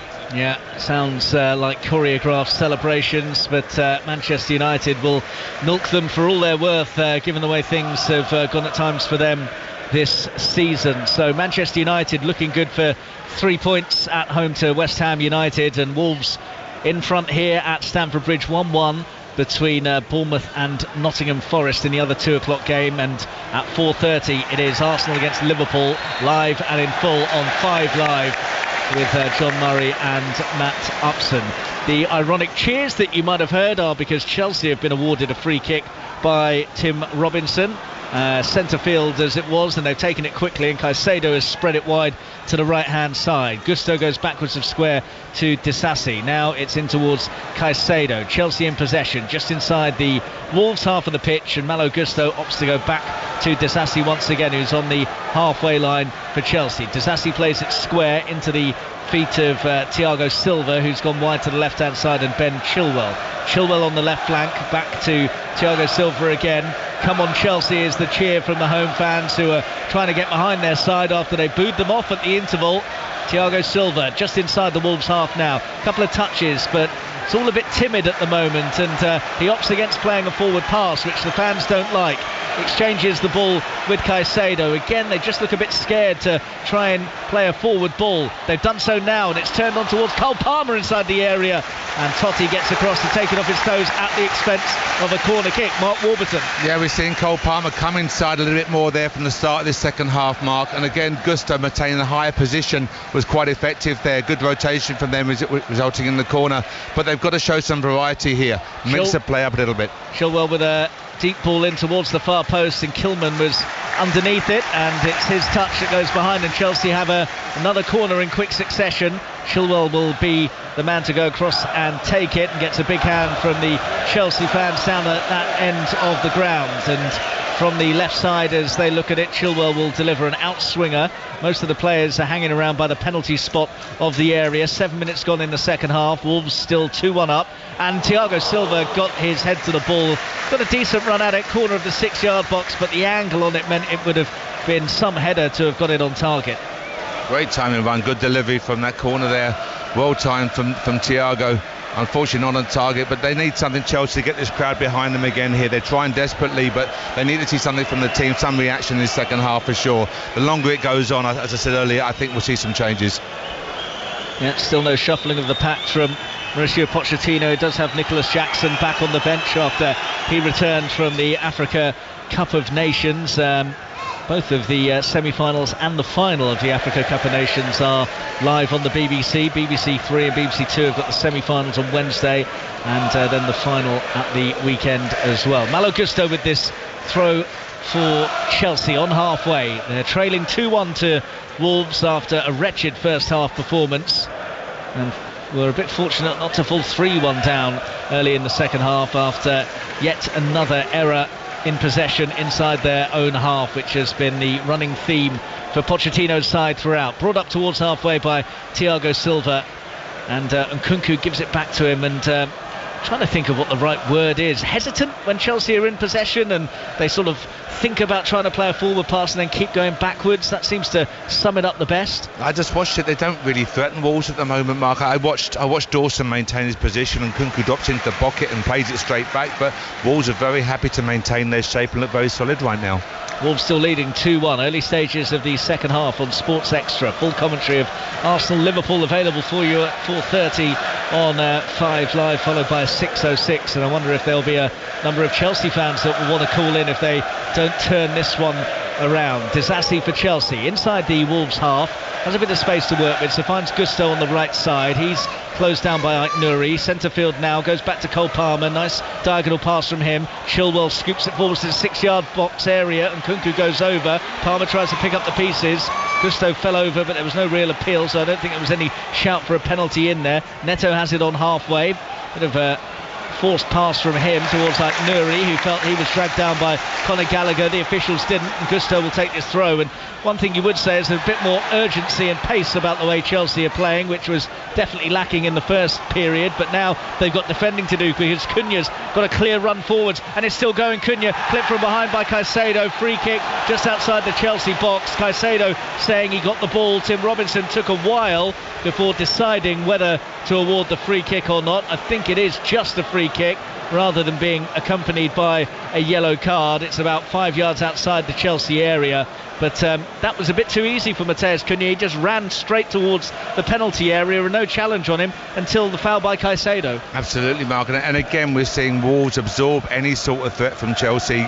Palmer again came inside, hit a nice ball out wide to Chilwell for the ball to come over, but then as it turns over, they look more threatening on the counter-attack here, and often a real threat. They win a free kick in a very dangerous area, so again Wolves start the second half very well. So free kick for Wolves, who have this 2-1 lead, having trailed to Cole Palmer's goal.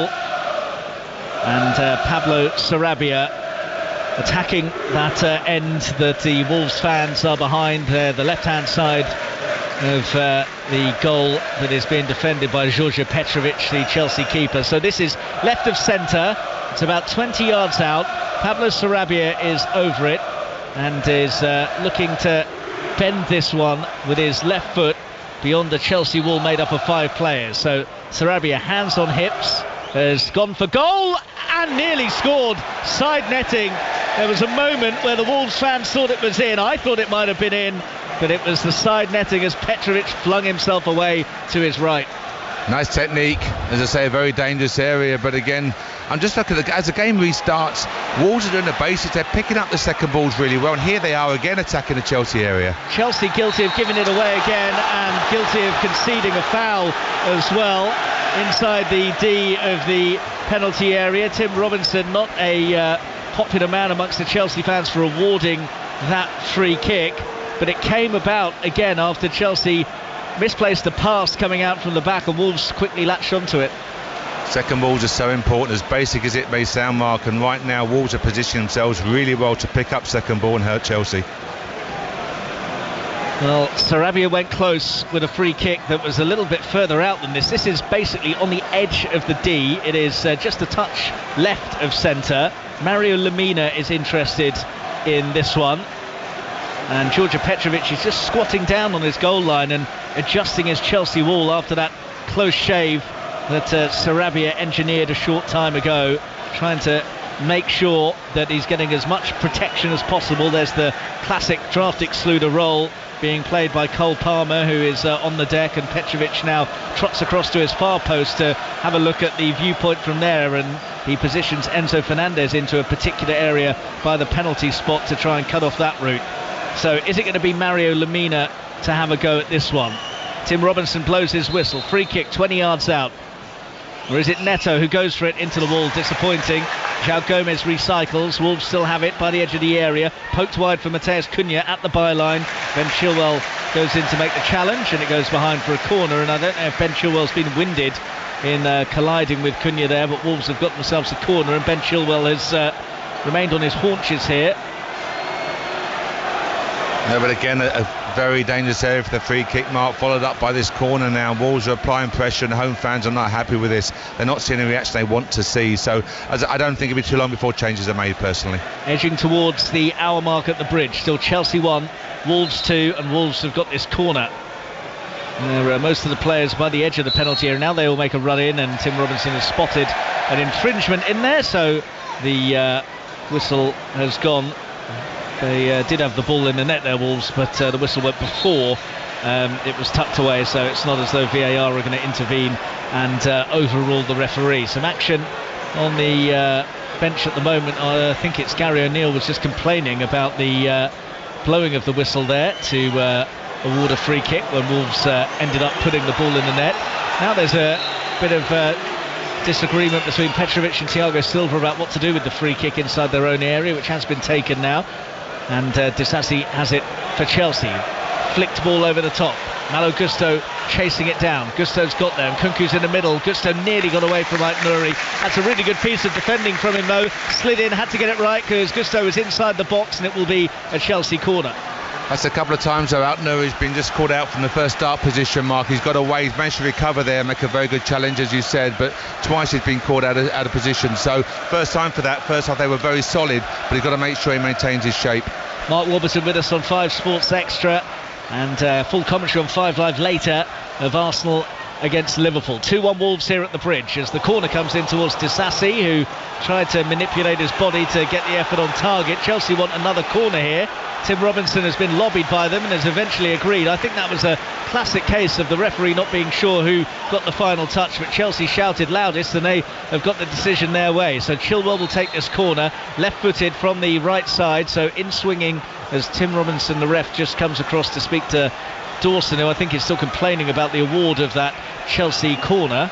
Rightly so, Mark, as well as the only Wolves player to really complain. So, corner kick will be taken by Chilwell. Wolves don't think it should have been a corner. Chilwell floats it in towards the penalty spot. Dawson missed it. And Kilman did get a touch on it, still not fully away. It's by the edge of the area. Now there's a chance for Wolves to maybe break on the counter. Cunha leading the charge. Has Caicedo for company. Caicedo's done a good job there, just pushed him wide, and eventually he decided to play a backwards pass, so Wolves have to start again. But it's too easy for them on the left-hand side. They've got an overload, and they've suddenly got themselves to within 10 yards of the Chelsea penalty area. Pedro Neto then just slows things down, nearly gives the ball away to Cole Palmer. Lemina gets there first, though. Wolves will start again at the back. But you were making a sign with your arms there, Mark, that it was too straightforward for Wolves to suddenly find themselves down towards the Chelsea end. Far too much space here, found too easy, as you highlighted, Mark, and they had the overload again, which they didn't capitalise upon on that occasion, but no doubt about the threat that they're posing Chelsea here. Conor Gallagher has a chance to shoot from distance, plays in Cole Palmer, instead he does go for goal, blocked by Dawson, gets it back, Palmer by the byline, clipped in, and Nkunku couldn't quite get his head to it. Good hands from Jose Sarr. It was so close to him, and Nkunku went for it. It was almost as if he was trying to head it out of his hands, and Sarr kept a grip on the ball, and Wolves still have a grip on this game, leading 2-1. We've just gone past the hour mark. Still no changes from Mauricio Pochettino, who strolls purposefully around his technical area, hands in pockets as he struts around, that sort of trademark look of his as he digests what is taking place in front of his eyes, which is not a pretty sight from his perspective. Chelsea trailing by 2-1. Coming forwards now, though, and Nkunku tries to get on the end of a lofted ball forwards, and Totti is there to mop things up and just head it back to his keeper, Jose Sarr. Well, I said no changes so far. Nicholas Jackson is now stripped and readied, and Mauricio Pochettino is just giving him some final instructions before the introduction of Jackson, who is getting some detailed notes from Pochettino about what he exactly wants, as Cole Palmer collects it for Chelsea, looking to bend one from the edge of the area. In fact, it was a double bluff. Instead of going for the curler, it was the low hooked finish towards the near post, which was off target and dragged behind. And Moises Caicedo is the player who is going to come off here for Chelsea, so that will mean a rejig in terms of the shape, you would have thought, unless Conor Gallagher is going to just play in that holding role. No, I think you'll see Fernandes just sit there in front of the back two and be more aggressive with the 2-8s coming into it here, Mark, but he needs to see more of an attacking threat. He needs purpose from his centre forward, so not surprised by the change on the hour mark. I think more will follow as well if he gets no reaction. So that is the first change of the piece, with Jackson replacing Caicedo, with Chelsea hunting a goal to try and get themselves back on terms here at the Bridge. They did lead through Cole Palmer, but Wolves very good value for the turnaround that they have engineered. And Wolves are on the attack here again. Thiago Silva can't leap in. Cunha! 3-1 Wolves, and that might just do it. Another rapid counter led by Pedro Neto. His cut back into the path of Cunha, who swept it into the roof of the net from 6 yards out. And some Chelsea fans are already heading for the exit, because their side are trailing 3-1 at home to Wolves, who have torn the Chelsea defence open once again. And Mark, it's the same story, same script. You've seen them absorb the Chelsea threat, which is light, timid at best, and they broke with real pace and purpose, and they've really broken Chelsea down. It's all they deserve. They've been by far the better team throughout, and Chelsea have to be careful here. Well, in our position here in the east stand on the halfway line, just looking out at the supporters here, and a number of them did just get up and stroll straight out looking for the exit. And around the ground I can see a number of other fans departing as well. They've given up the ghost, even though there's still half an hour or so left to play at the Bridge, but they don't see a way back for Chelsea. No. Do you? No, I don't, and in truth I hate to say it, Mark, I think they wanted to see that reaction from their team this afternoon, and certainly an hour into the game they've not seen it. Wolves have been by a stretch the better team. They're showing more pace, more purpose, they're more comfortable on the ball, and a real threat when they go forward, and Chelsea still look very disjointed. Well, it is the Wolverhampton Wanderers fans that you can hear in very good voice singing the song with Matheus Cunha's name in it. It was a really good, unerring finish from him. His first goal had a massive deflection on it. This was clean as a whistle as Chelsea try and come forwards on the left, but the flag is up against Ben Chilwell, so free kick for Wolves down by their own penalty area. Well, they're making a right racket, the Wolves fans, and why not? Because this is going to be a long-awaited victory for them at Stamford Bridge. The last time that they were victorious here back in 1979, and they are firmly on course to end that wait for a success here as well. We spoke before the game, Mark, about the threat being posed by Chelsea making forward runs in behind Dawson and Kilman, etc. But it's not happened. They've maintained their shape. They've been very solid. Here we are again. Cunha, edge of the area. Wolves looking for a fourth. He's clipped it towards the far post. Chance for number 4. Over the top by Sarabia. Chelsea absolutely cut apart. They are really struggling at the moment, and Wolves are very much enjoying themselves. They're playing with a real confidence and a freedom to their play. All credit to Gary Neal and his staff, but they're happy to get on the ball, not take risks. Good decision making by the Wolves players. They look a real threat going forward. Well, where do Chelsea go from here? They've got a big game in the FA Cup coming up away to fellow Midlands opposition in the shape of Aston Villa in midweek, and then there's that League Cup final against Liverpool at Wembley, a chance for silverware, but on this showing also a potential chance for another humiliation such as the one that they suffered at Anfield. They're on the move here, chance to get back in it, and Jackson from 6 yards out has passed up a bit of a sitter, really, only just brought on. It was a lovely inviting ball from wide from Gusto, and Jackson has to at least hit the target from there.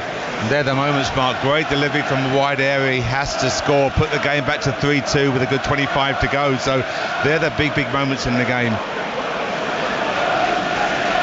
Well, the Wolves fans are all jumping around and goading the Chelsea supporters that are down towards that end of the stadium as well. Well, the chant at the moment is you're even worse than the Albion after their FA Cup success against the Baggies recently. Rubbing salt in the Chelsea wounds with half of the second half played and Chelsea trailing by 3-1. Well, they suffered a heavy defeat in the week, but that was away at Anfield. It's a different matter to be on the end of one at home to a side who are currently below them in the league table. But that summed it up there. You saw Craig Dawson get nice and tight, follow through, win the tackle, win the ball for his team, and the Wolves are doing the basics so much better than Chelsea right now, Mark. Wolves leading 3-1 at Chelsea, good value for it, but Chelsea have self-destructed on a number of occasions. Enzo Fernandez for them in centre field. Wolves maybe just sitting a bit deeper now with this 3-1 lead that they have to protect. Disasi is on the right side for Chelsea, into the feet of Jackson, who missed that golden chance, having just come on to reduce the deficit to 3-2. Enzo Fernandez plays it square to Ben Chilwell. Chilwell towards Raheem Sterling, left flank for Sterling, doubled up on by Sarabia and Nelson Semedo. Semedo goes to make the challenge. Sterling spins away from him and then tries to backheel the pass to Ben Chilwell. It's behind him and it's out for a throw, and that sums it all up for Chelsea. It really does, and as you rightly say, I think Wolves have dropped 5 yards deeper just because Chelsea are committing more players forward, but they'll be very confident of hurting Chelsea on the counter-attack, Mark. Well, he's not scored a goal today, but Pedro Neto has once again underlined his star quality with his all-round performance. 2 assists as he's really given the Chelsea defence the run around, and he's central here as he helps to bring it out to the left, and Cunha backwards of square to Neto towards the edge of the area.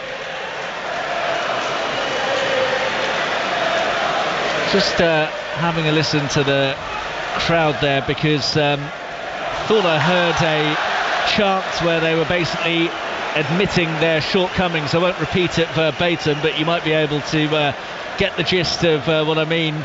And that's never a good sign if the fans start to be quite derogatory about their own team, and you could call it gallows humour, but it's quite a large chant now that's going around Stamford Bridge where they're basically saying that they're not very good right now.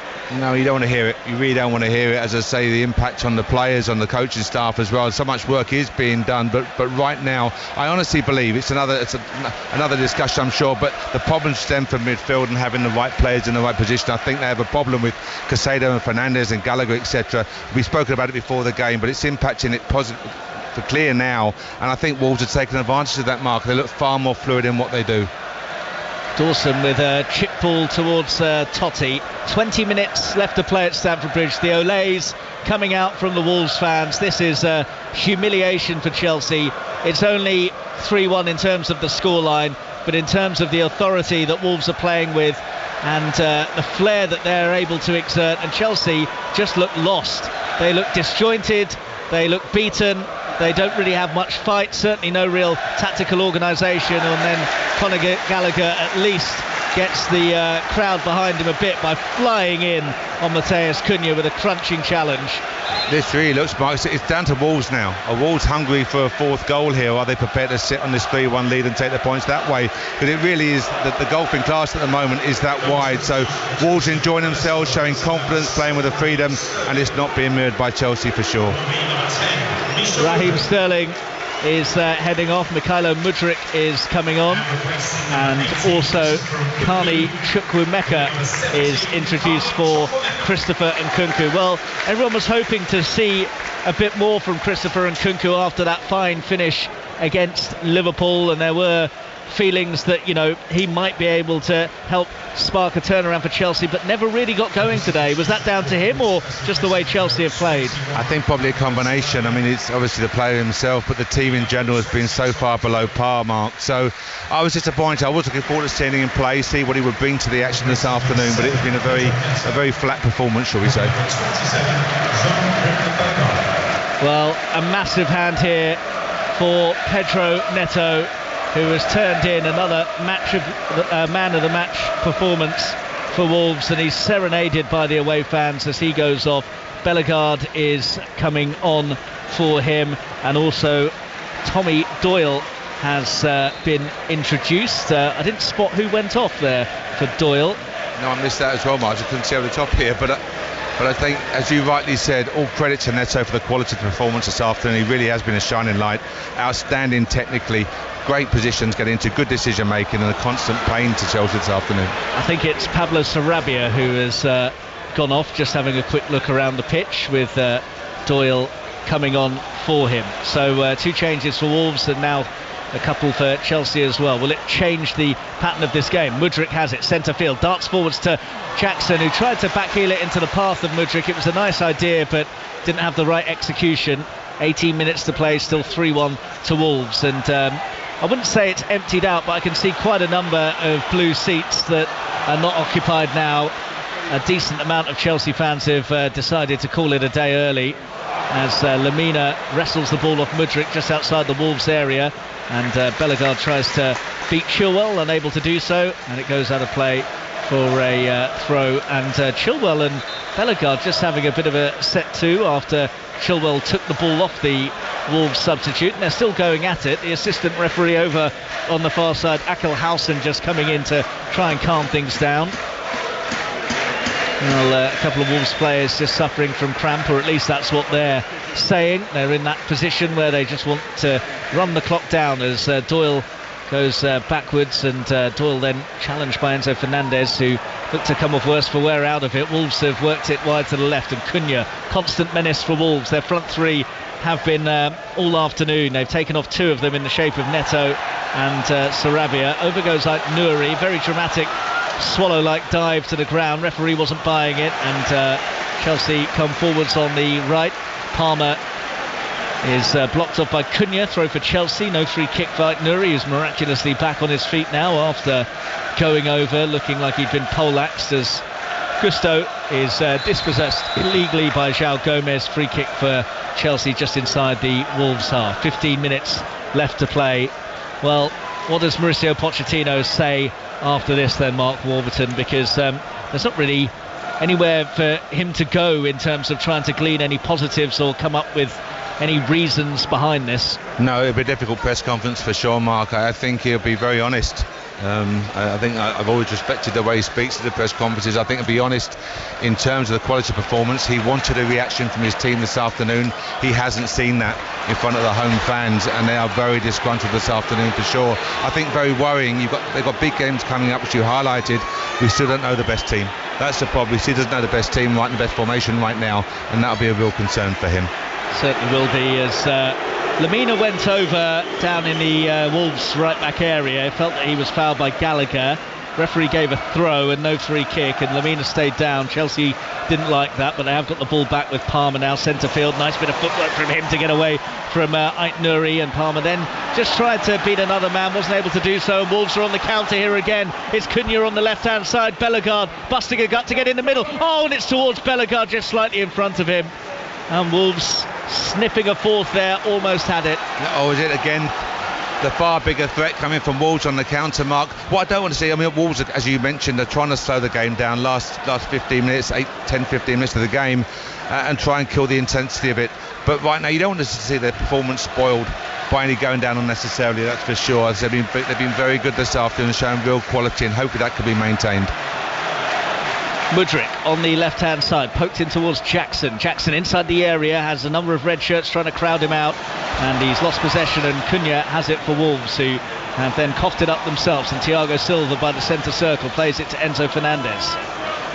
Now Chukwuemeka plays it on to Chilwell, left wing for Chelsea. Low fizz ball in and too close to Jose Sarr, who just gathers and then collapses on top of the ball. Well, you mentioned, Mark, those big games. Next up is trip to Aston Villa in their FA Cup 4th round replay in midweek. Then next Monday they are away at a struggling Crystal Palace side. Both teams will be absolutely desperate for the points in that one. And after that, it's a Premier League trip to Manchester City, followed by the League Cup final against Liverpool. It is a massive February for Mauricio Pochettino, who could end it potentially with a trophy and some scalps in the shape of beating Liverpool in the final of Manchester City, or under serious pressure. You'd love to see. I'm sure there's no doubt it's a huge month, as you rightly say. He'll be looking for that trophy for the fans to reward them for their constant backing and excellent support that they give the team. But there's too many problems on show this afternoon, Mark. It needs to see a real turnaround here. I think they've been outworked this afternoon. Wolves are looking a little bit sloppy and a little bit scrappy now for the first time. I think they've worked so hard for the first 75 minutes, but the basics have to be done better by Chelsea to allow the flair to come through. So 3-1 to Wolves with just a touch over 10 minutes of the 90 left to play. Gusto has it on the right side for Chelsea, playing it around but not really going anywhere fast. Wolves have got everyone back behind the ball, and it's two walls of red shirts that are blocking the route for Chelsea towards Jose Sarr's goal, and it's just sideways passing from them until Palmer tries to spray it on for Chilwell. Not enough legs on the pass. Bellegarde cuts it out. Doyle has it, and Chilwell goes sliding in late on Doyle, and he's going to get himself a yellow card there. Well, that was pure frustration because he had no chance whatsoever of winning the ball. We saw it earlier from Gallagher, didn't we, down here below, trying to galvanise the team and get the fans back behind them. But a lot of frustration both on the pitch and on the terraces right now. So 1-1 between Bournemouth and Nottingham Forest, and Manchester United still leading West Ham by 2-0 in the other 2 o'clock kickoffs at 4:30. Arsenal against Liverpool, massive game at the top of the table, and that one is live for you on 5 Live. 6:06 follows later tonight as well. I would imagine there'll be a number of Chelsea supporters that will want to be getting their calls in to Chris and Robbie, as Nuri somehow has it inside the Chelsea area. Backheeled pass towards Bellegarde. Bellegarde backwards of square to Doyle. This is still in a dangerous area as Wolves look at things. Lamina goes into Bellegarde. Doyle's continued his run on the right hand side. Chelsea again at 6s and 7s, and well, they've just managed to scramble defence enough to force Wolves back to halfway. They did, but again the threat comes from, the quality comes from Wolves, Mark. You saw it. Thiago Silva got caught on the far side of the pitch there, and again they need to punish them. Here they are attacking down Chelsea's right flank. Cunha's got over in the area. Is it going to be a penalty? Yes. It is. It's a chance for Wolves to go 4-1 up. Matheus Cunha has surged into the area. Tim Robinson looked across to his assistant to see if there was an offside. The flag wasn't raised. The whistle comes out, and Wolves have a penalty, and that really has led to a mass exodus of Chelsea fans who have seen enough. They are very disgruntled. Wolves have an opportunity to make it 4-1 at the Bridge. And it's been coming. We saw it just now. We're talking about Silva being caught on the far side, Mark. Now the fans are leaving in droves, unfortunately. It's not a sight you want to see at any football ground for any coaching staff. But right now, here's a chance to go 4-1 up, and it's deserved. Well, it doesn't flatter Wolves if they are to take a 4-1 lead here, because Chelsea have been abject. Wolves have been excellent. That has been the reason for this current state of affairs, that Chelsea have been seriously below par and Wolves have been bang on it, and Cunha has the chance to bang in number 4 for them here. Well, they suffered a 4-1 defeat at Liverpool in the week. Is it going to be another 4-1 drubbing for the Blues today? Alfie Gilchrist is coming on here. Gusto goes off, and Chilwell is also being hooked here by Mauricio Pochettino. Benoit Badiashile is the replacement. Well, it's been a long wait for Matheus Cunha to take this spot kick for Chelsea on a hat-trick opportunity to really put the icing on the cake for Wolves here today. Tim Robinson, the referee, just ensuring that the players are all outside of the area. So it's Mateus Cunha for Wolverhampton Wanderers up against Georgia Petrovic. The ball is on the spot. Cunha hands on hips. It's a straight run up from him as the referee continues to tell the players to stay outside of the area. Cunha now runs up. Mateus Cunha scores low into the bottom right corner. Hat-trick for Mateus Cunha.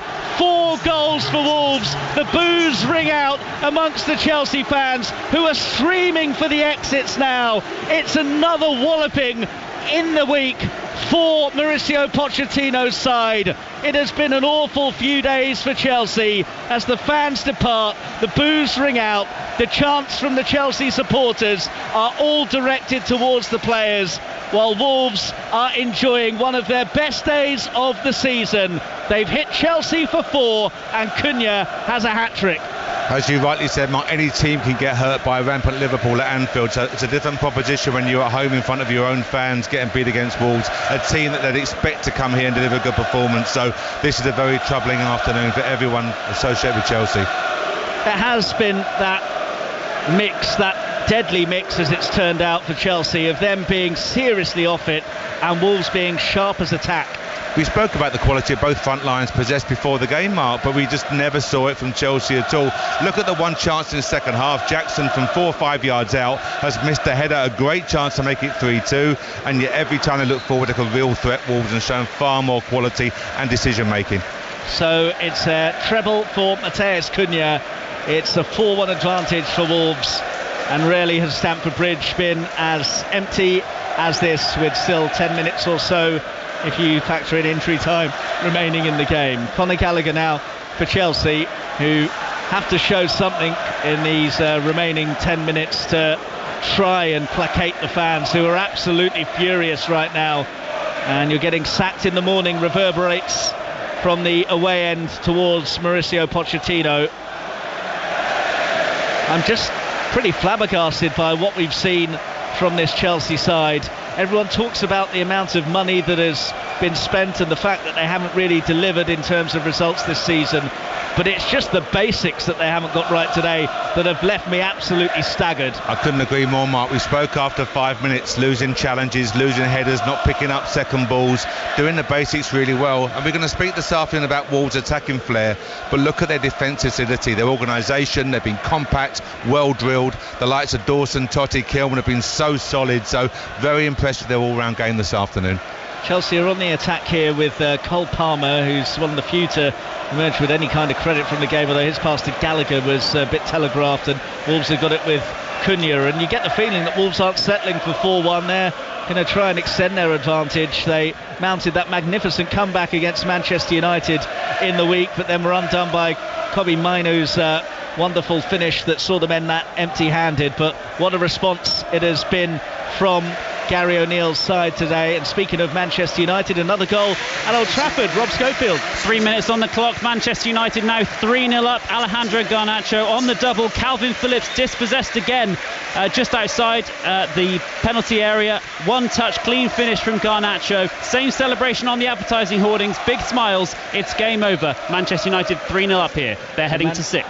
Thank you very much, Rob. So Manchester United with a comfortable victory. Wolves are coasting to the points here, leading by 4-1, and it remains 1-1 at the Vitality between Bournemouth and Nottingham Forest. And we've still got the main course, really, of Arsenal against Liverpool for you at 4:30 on 5 Live. Chelsea have got a corner in towards Thiago Silva's header. It's a goal for Chelsea.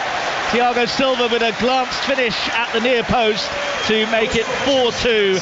No flicker of a celebration from anyone in a blue shirt. They all jog back towards the halfway line.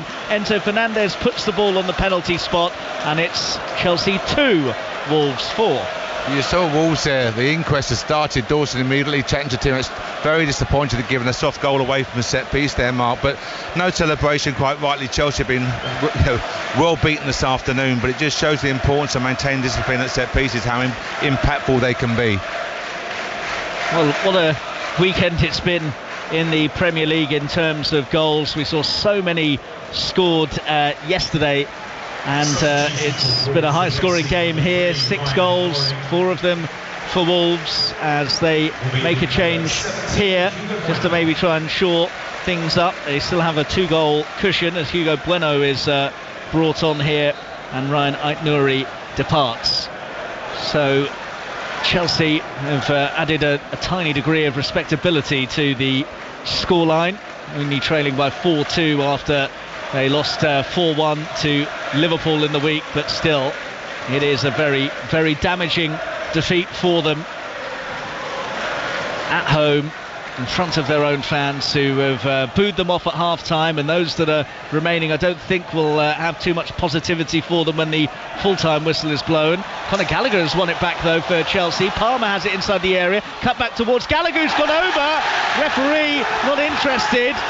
Conor Gallagher, I have to say, looked like he got the wrong side of his man. It was a risky nudge on him, but I also think it's one of those that, having not been given, it's not going to be overturned now by VAR. Totally agree, Mark. I didn't see it as a penalty personally. Maybe they will have another look at it, but I didn't see it as a penalty. But again here, they suddenly show a bit of enthusiasm and desire and intensity has been lacking for the previous 85 minutes of the game. Well, they've had a quick look at it and decided that there was no case to answer, so it remains 4-2 to Wolves with 2 minutes of the 90 left to play. Gallagher under pressure from João Gomes. Wolves haven't stopped running, as you said earlier, Mark. Not just technical ability, outrun, outfought, and well, you'd argue also outthought when it comes to the two coaches as well. Well, I've got to say that the basic work ethic, they've worked tirelessly as a team with and without the ball, real dynamism to their play, so it's not a flatter result. This is a very comfortable win here, and had it been 5 or 6 we wouldn't be surprised. Well, I don't think there's been any further goals at the Vitality, but we have had a red card, Henry Moran. We have, and Philip Billing, substitute for Bournemouth, has just been sent off for a foul on Callum Hudson-Odoi. Straight red card. He was not happy with it, neither were the Bournemouth players, but as Hudson-Odoi limps off, you can understand why the decision was made by referee Rebecca Welch. There's 5 minutes left on the clock. Bournemouth 1, Forest 1, but Bournemouth down to 10. Thanks, Henry, and reaction from all of the 2 o'clock kickoffs on 5 Live a little later on, and commentary, of course, of Arsenal against Liverpool, and that's followed by 6:06 with Chris and Robbie. So much to get stuck into again after another epic day of Premier League action, but no doubt that the story of the 2 o'clock kickoffs has come here at Stamford Bridge, with Chelsea trailing Wolves by 4-2. They were 4-1 down until Thiago Silva flashed in a header a short time ago. Wolves are going to make another change, and Dirty, who did start the game against Manchester United in the week, is being brought on here. João Gomes goes off. Gary O'Neill just wants to make sure that they don't get any further scares and that Chelsea don't make it a 1-goal game, so it's a defender for a midfielder here as Wolves edge towards stoppage time. And again, all credit to Gary O'Neill, marking the way he's managed their squad and rotated well this afternoon. Good first team selection, good use of substitutes. I think he'll be very, very pleased. A big hand from the travelling fans for João Gomes, who is off the pitch now. Doherty comes on immediately, dashes across to the right side with 20 seconds of normal time left to play. Chelsea 4-2 down, and their throw that was taken too quickly for the referee's liking, so they have to go again. Here is Gallagher, central midfield region, square pass to Disasi. Chelsea 4-2 down as we see the fourth official raise the board, and there's going to be 10 minutes added on, so there is still time here for Chelsea. 10 additional minutes, which we are into now. Mykhailo Mudryk backwards of square to Enzo Fernandez. Fernandez scoops it towards Thaddeus Shiel, who was up there. Mudryk has collected again and goes back towards Enzo Fernandez. Fernandez plays it square to Thiago Silva, and now here's Alfie Gilchrist inside the centre circle. The Chelsea fans that are still here trying to urge their team on. Cole Palmer spins away from a challenge and then slips it through here. Joel Jackson goes over and the rebound is saved. My oh my, Chelsea were almost back to within a goal. Jackson went over, no real appeals from Chelsea players for a penalty, but Conor Gallagher cannot believe that he didn't sweep up the rebound and reduce the deficit to just 1. But once again, there's one of the key problems highlighted, Mark. Cole Palmer gets in that position, a fantastic half turn and a great pass through, which really should have resulted in Chelsea's third goal. He needs to play in his right position. It's how effective he can be. Well, I wonder if VAR are taking a brief look at the collision inside the area, because there's not been a restart yet, and Tim Robinson, I think, is happy for play to resume, so I'm guessing that there was nothing in it in the end. Yep, he said get on with it to Jose Sarr, so they've already checked the replays and decided that there was nothing untoward in there. Dynamics of the game, how it could have changed in that last 5 minutes there. It would have certainly flattered Chelsea, but it just shows you how quickly it can change. But they're the moments again. Think of the missed header, that opportunity there, Mark, for Chelsea's second half. Gilchrist storming over the halfway line for Chelsea. We're into 10 minutes of additional time. Played a couple of them so far as Palmer spins it to the far post and Mudryk heads back across goal. Jose Sarr, though, comes out and gathers safely, and he will take as long as possible to get this ball upfield. Well, it's a bit of a rally from Chelsea, and they're making a fist of trying to produce a remarkable comeback, but it can't paper over the cracks of what we've seen across the course of the game. No, but you look at someone like Gilchrist, who's come onto here and added a bit of urgency and desire about his play, and the fans are responding to it, Mark. So, as I say, Chelsea this afternoon have not done the basics very well all over the park, be it second balls, duels, challenges, etc. But just the work ethic is so very important. Disasi for Chelsea, right wing area, good looking ball in towards Jackson, met though by Dawson, who gets it cleared. Disasi underneath it again, his clearance falls to Totti, and now Cunha for Wolves, already with a hat-trick to his name. Mateus Cunha holding off the challenge of Enzo Fernandez, who's actually done well, the Argentine, to get it off his fellow South American as the Brazilian was dispossessed. Rebounds off Cunha last, and it's back with Gilchrist. Square pass to Thiago Silva, deep in Chelsea territory. 4 minutes gone of the 10 additional that was signalled. In towards Cole Palmer. Palmer, lovely attempted pass down the line, looking for the run of Jackson, but it was blocked by Bueno. And now there's a chance for Bellegarde. Chelsea caught short. Bellegarde into the area, stood up by Thiago Silva, looking for some support, goes for goal, and Petrovic makes a very, very good save to prevent Bellegarde making it 5-2. Sums up the second half, Mark, doesn't it? The threat on the counter, the quality they've showed all afternoon. Chelsea still fighting here, but it's all over at Old Trafford. Rob Schofield. Just as the full-time whistle goes, Mark, yes, Manchester United 3, West Ham 0. The future's looking bright, it seems, here at Old Trafford. Thumping opener from Højlund, the 21-year-old has 4 in 4. That was in the first half. And then 19-year-old Garnacho on the double, early and late in the second period. The only blot on the United copybook, Lisandro Martinez off injured. But Erik ten Hag's side have 2 wins in 4 days, and they're up to 6th. It's finished here at Old Trafford. Manchester United 3, West Ham 0. Thanks very much, Rob. Still playing at the Vitality in the other 2 o'clock game in the Premier League. 1-1 between Bournemouth and Nottingham Forest. Bournemouth, though, down to 10 men now. Chelsea trying to reduce this deficit further, trailing 4-2 deep into the 10 additional minutes, as Conor Gallagher collects the ball with his chest just outside the box in towards Disasi, who turns away from the challenge of Totti, who then dives in and makes a very, very good block to prevent the cross coming in, and the ball is cleared out for a throw to Chelsea halfway inside the Wolves half. This is much more like it from Chelsea. The big question is, where was it earlier? Absolutely, with 85 minutes we've not seen this desire, intensity, work rate, I'm saying passion. I'm not being derogatory at all, but Wolves have been far better in these key areas this afternoon. Wolves get the ball away as far as Enzo Fernandez. They're sitting very deep now, Wolves, inviting Chelsea onto them a little, as Chukwuemeka shows some good footwork to try and get away from his man, but in the end Hugo Bueno's dispossessed him and he's flicked it wide to Cunha, who's on halfway now. Bellegarde through the middle, Cunha goes backwards of square instead, and Totti has it inside the Wolves half. Lamina plays it across the back line and it's picked up by Kilman. Wolves just need to box clever now, leading 4-2 halfway through the 10 additional minutes at the end of this game. And now the Wolves fans, after maybe a little bit of a nervy passage after Thiago Silva made it 4-2, are starting to come out with the olays again, although there's no olay there because Totti's given the ball cheaply away to Gilchrist, and Gilchrist passed forward, read by Totti, who's picked it up again, and Wolves coming up towards halfway. Mudryk, though, has stepped in to make the challenge. Here's Conor Gallagher.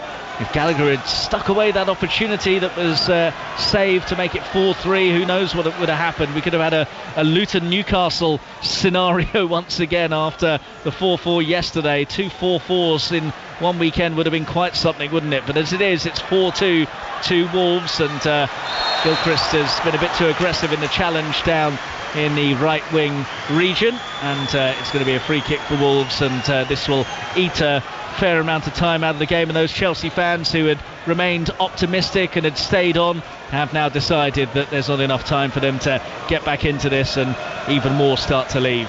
No, it's a very frustrating afternoon for all concerned, Mark. As I say, the loyal fans have stayed here and tried to back the team, and a big moment Conor Gallagher's missed, so to bring it to 4-3 with 5 to go. But it's overall, it's a well-deserved win for Wolves, and a very deeply disheartening afternoon for the Chelsea. A couple of minutes of additional time left to play. Still 4-2 to Wolves, as Gallagher wins it back inside his own half. Square pass to Disasi, who dribbles over halfway. His pass though towards Chukwuemeka, read well by Doyle for Wolves, who finds Bellegarde. He's crowded out by 2 Chelsea players, and it's back with Thiago Silva for Chelsea. Now Badiashile sent it on for Mudryk to use his pace on the left. Low ball in towards Jackson, and it would have reached him had it not been for the interception by Kilman sliding in. Better urgency, better desire, moving the ball more quickly and having the impact, Mark. Corner for Chelsea. Well, the last 10 minutes or so has been better than the previous 80 for Chelsea. It's taken them going 4-1 down for them to mount something, as Gallagher then bends one from the edge of the box, and it flies a long way over the top of the crossbar. Last 90 seconds or so, I'd think now, Mark. Yeah. Well, it's a goal kick for Wolves. Gary O'Neill is outside of his technical area. They're going to do the double over Chelsea after they saw them off by 2-1 on Christmas Eve. That was another game that Chelsea were seriously below par in. It's going to be 3 wins in a row in the Premier League overall for Wolves against them, and a first victory here since 1979 for Wolverhampton Wanderers, and a fully deserved success for them too. Stamford Bridge is half empty in terms of the home fans, and the away supporters are all getting ready to toast the full-time whistle with a minute of the 10 that was signalled still remaining. Palmer for Chelsea, centre field, no obvious pass. He's got Doyle shackling him, so it's into the feet of Mudryk. Wide now for Chukwuemeka, just outside the box, in towards Mudryk, and tried to play the 1-2 with Chukwuemeka, but he wasn't expecting it, so the pass went nowhere near him. Cleared up towards halfway by Wolves. The game is up now. The referee's had a quick look at his officials.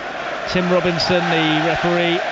Gary O'Neill gets a big cheer after responding to the chants of give us away from the travelling supporters, as Palmer tries to thread it through to Mudryk on the left wing, intercepted by Bellegarde. It's back with Conor Gallagher now for Chelsea, but they look a beaten side now. There was that brief flurry when Thiago Silva made it 4-2, but looks like they've accepted their fate, or have they? Chukwuemeka going for it from the edge of the area and spilled by Jose Sarr. No harm done though, because Dawson was in the right spot to just nod it behind for a corner. So I think any fan will accept a defeat, Mark. That happens in football. That's the nature of the game. I think it's the man of the defeat which should be so disappointing this afternoon. Corner for Chelsea. Time nearly up in the 10 additional minutes, as it's in towards Thiago Silva. Jackson's up there as well. Gilchrist sends it wide to the left-hand side, where it'll be picked up by Cole Palmer. Flag is up for offside though, and the Wolves fans, I think, thought that was the full-time whistle. There is the full-time whistle, and you can hear the boos from the Chelsea fans once again.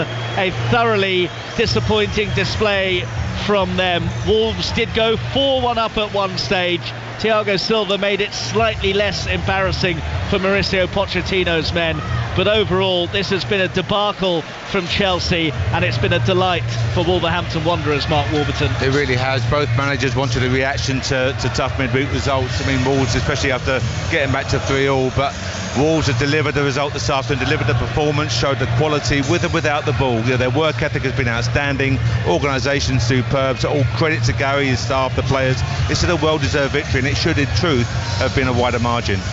And as much as people will want to look at Chelsea's shortcomings, I think that we do need to make sure that Wolves get all the credit that they deserve. Very much so. As I say, we spoke earlier about the attacking flair that they possess. Neto again showing his quality throughout his time on the pitch, but the facility of defensiveness, Dawson, Totti, Kilman looked solid and they looked strong, and they won their challenges, won their duels, and looked really strong and compact at the back. So you build it on a strong foundation, and they gave that strong foundation, and then their ball players were allowed to play. So very impressed by Wolves this afternoon. It's a well-deserved victory, a tough place to come, and a very valuable 3 points for them. Wolves go above Chelsea in the table. They're in 10th now. Chelsea slipped down into the bottom half, and obviously the headlines, even though they should be about Wolves, will be about Chelsea suffering a big defeat here. We have now had the full-time whistle go at the Vitality. Henry Moran. Bournemouth 1, Forest 1. It wasn't a great second half, in all honesty. Neither side really doing enough to force a winner. We saw an early goal from Justin Kluivert to give Bournemouth the lead, but Callum Hudson-Odoi got the equaliser just before the break. Really good curling finish into the bottom corner, and it was he who was fouled late on. Philip Billing of Bournemouth given a straight red card, and that was pretty much the only moment of note from the second 45. Both sides go up a place. The points are shared. Bournemouth 1, Forest 1.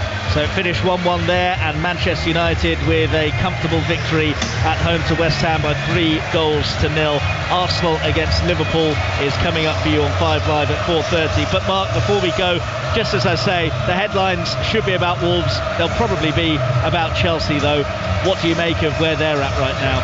I was disappointed. I think, obviously, knowing the work that Rich and his staff will be doing on the training ground, they just looked so disjointed this afternoon, Mark. I couldn't see a real pattern to their play. They lacked a decisiveness. Decision making was poor. They have some world-class players in the squad, but right now they're not showing that quality, and Richard needs to find it. I believe the problem lies in midfield in terms of personnel, but there'll be other areas he'll be looking at to make sure they try and maximise the quality they have within their ranks.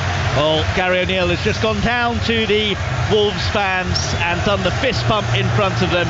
Now Mateus Cunha is going down and doing the same, clutching the match ball as well. You can see all the goals and reaction on Match of the Day tonight. It's well worth looking at. But from all of us here at Stamford Bridge, it is good afternoon to you after a fabulous Wolves win.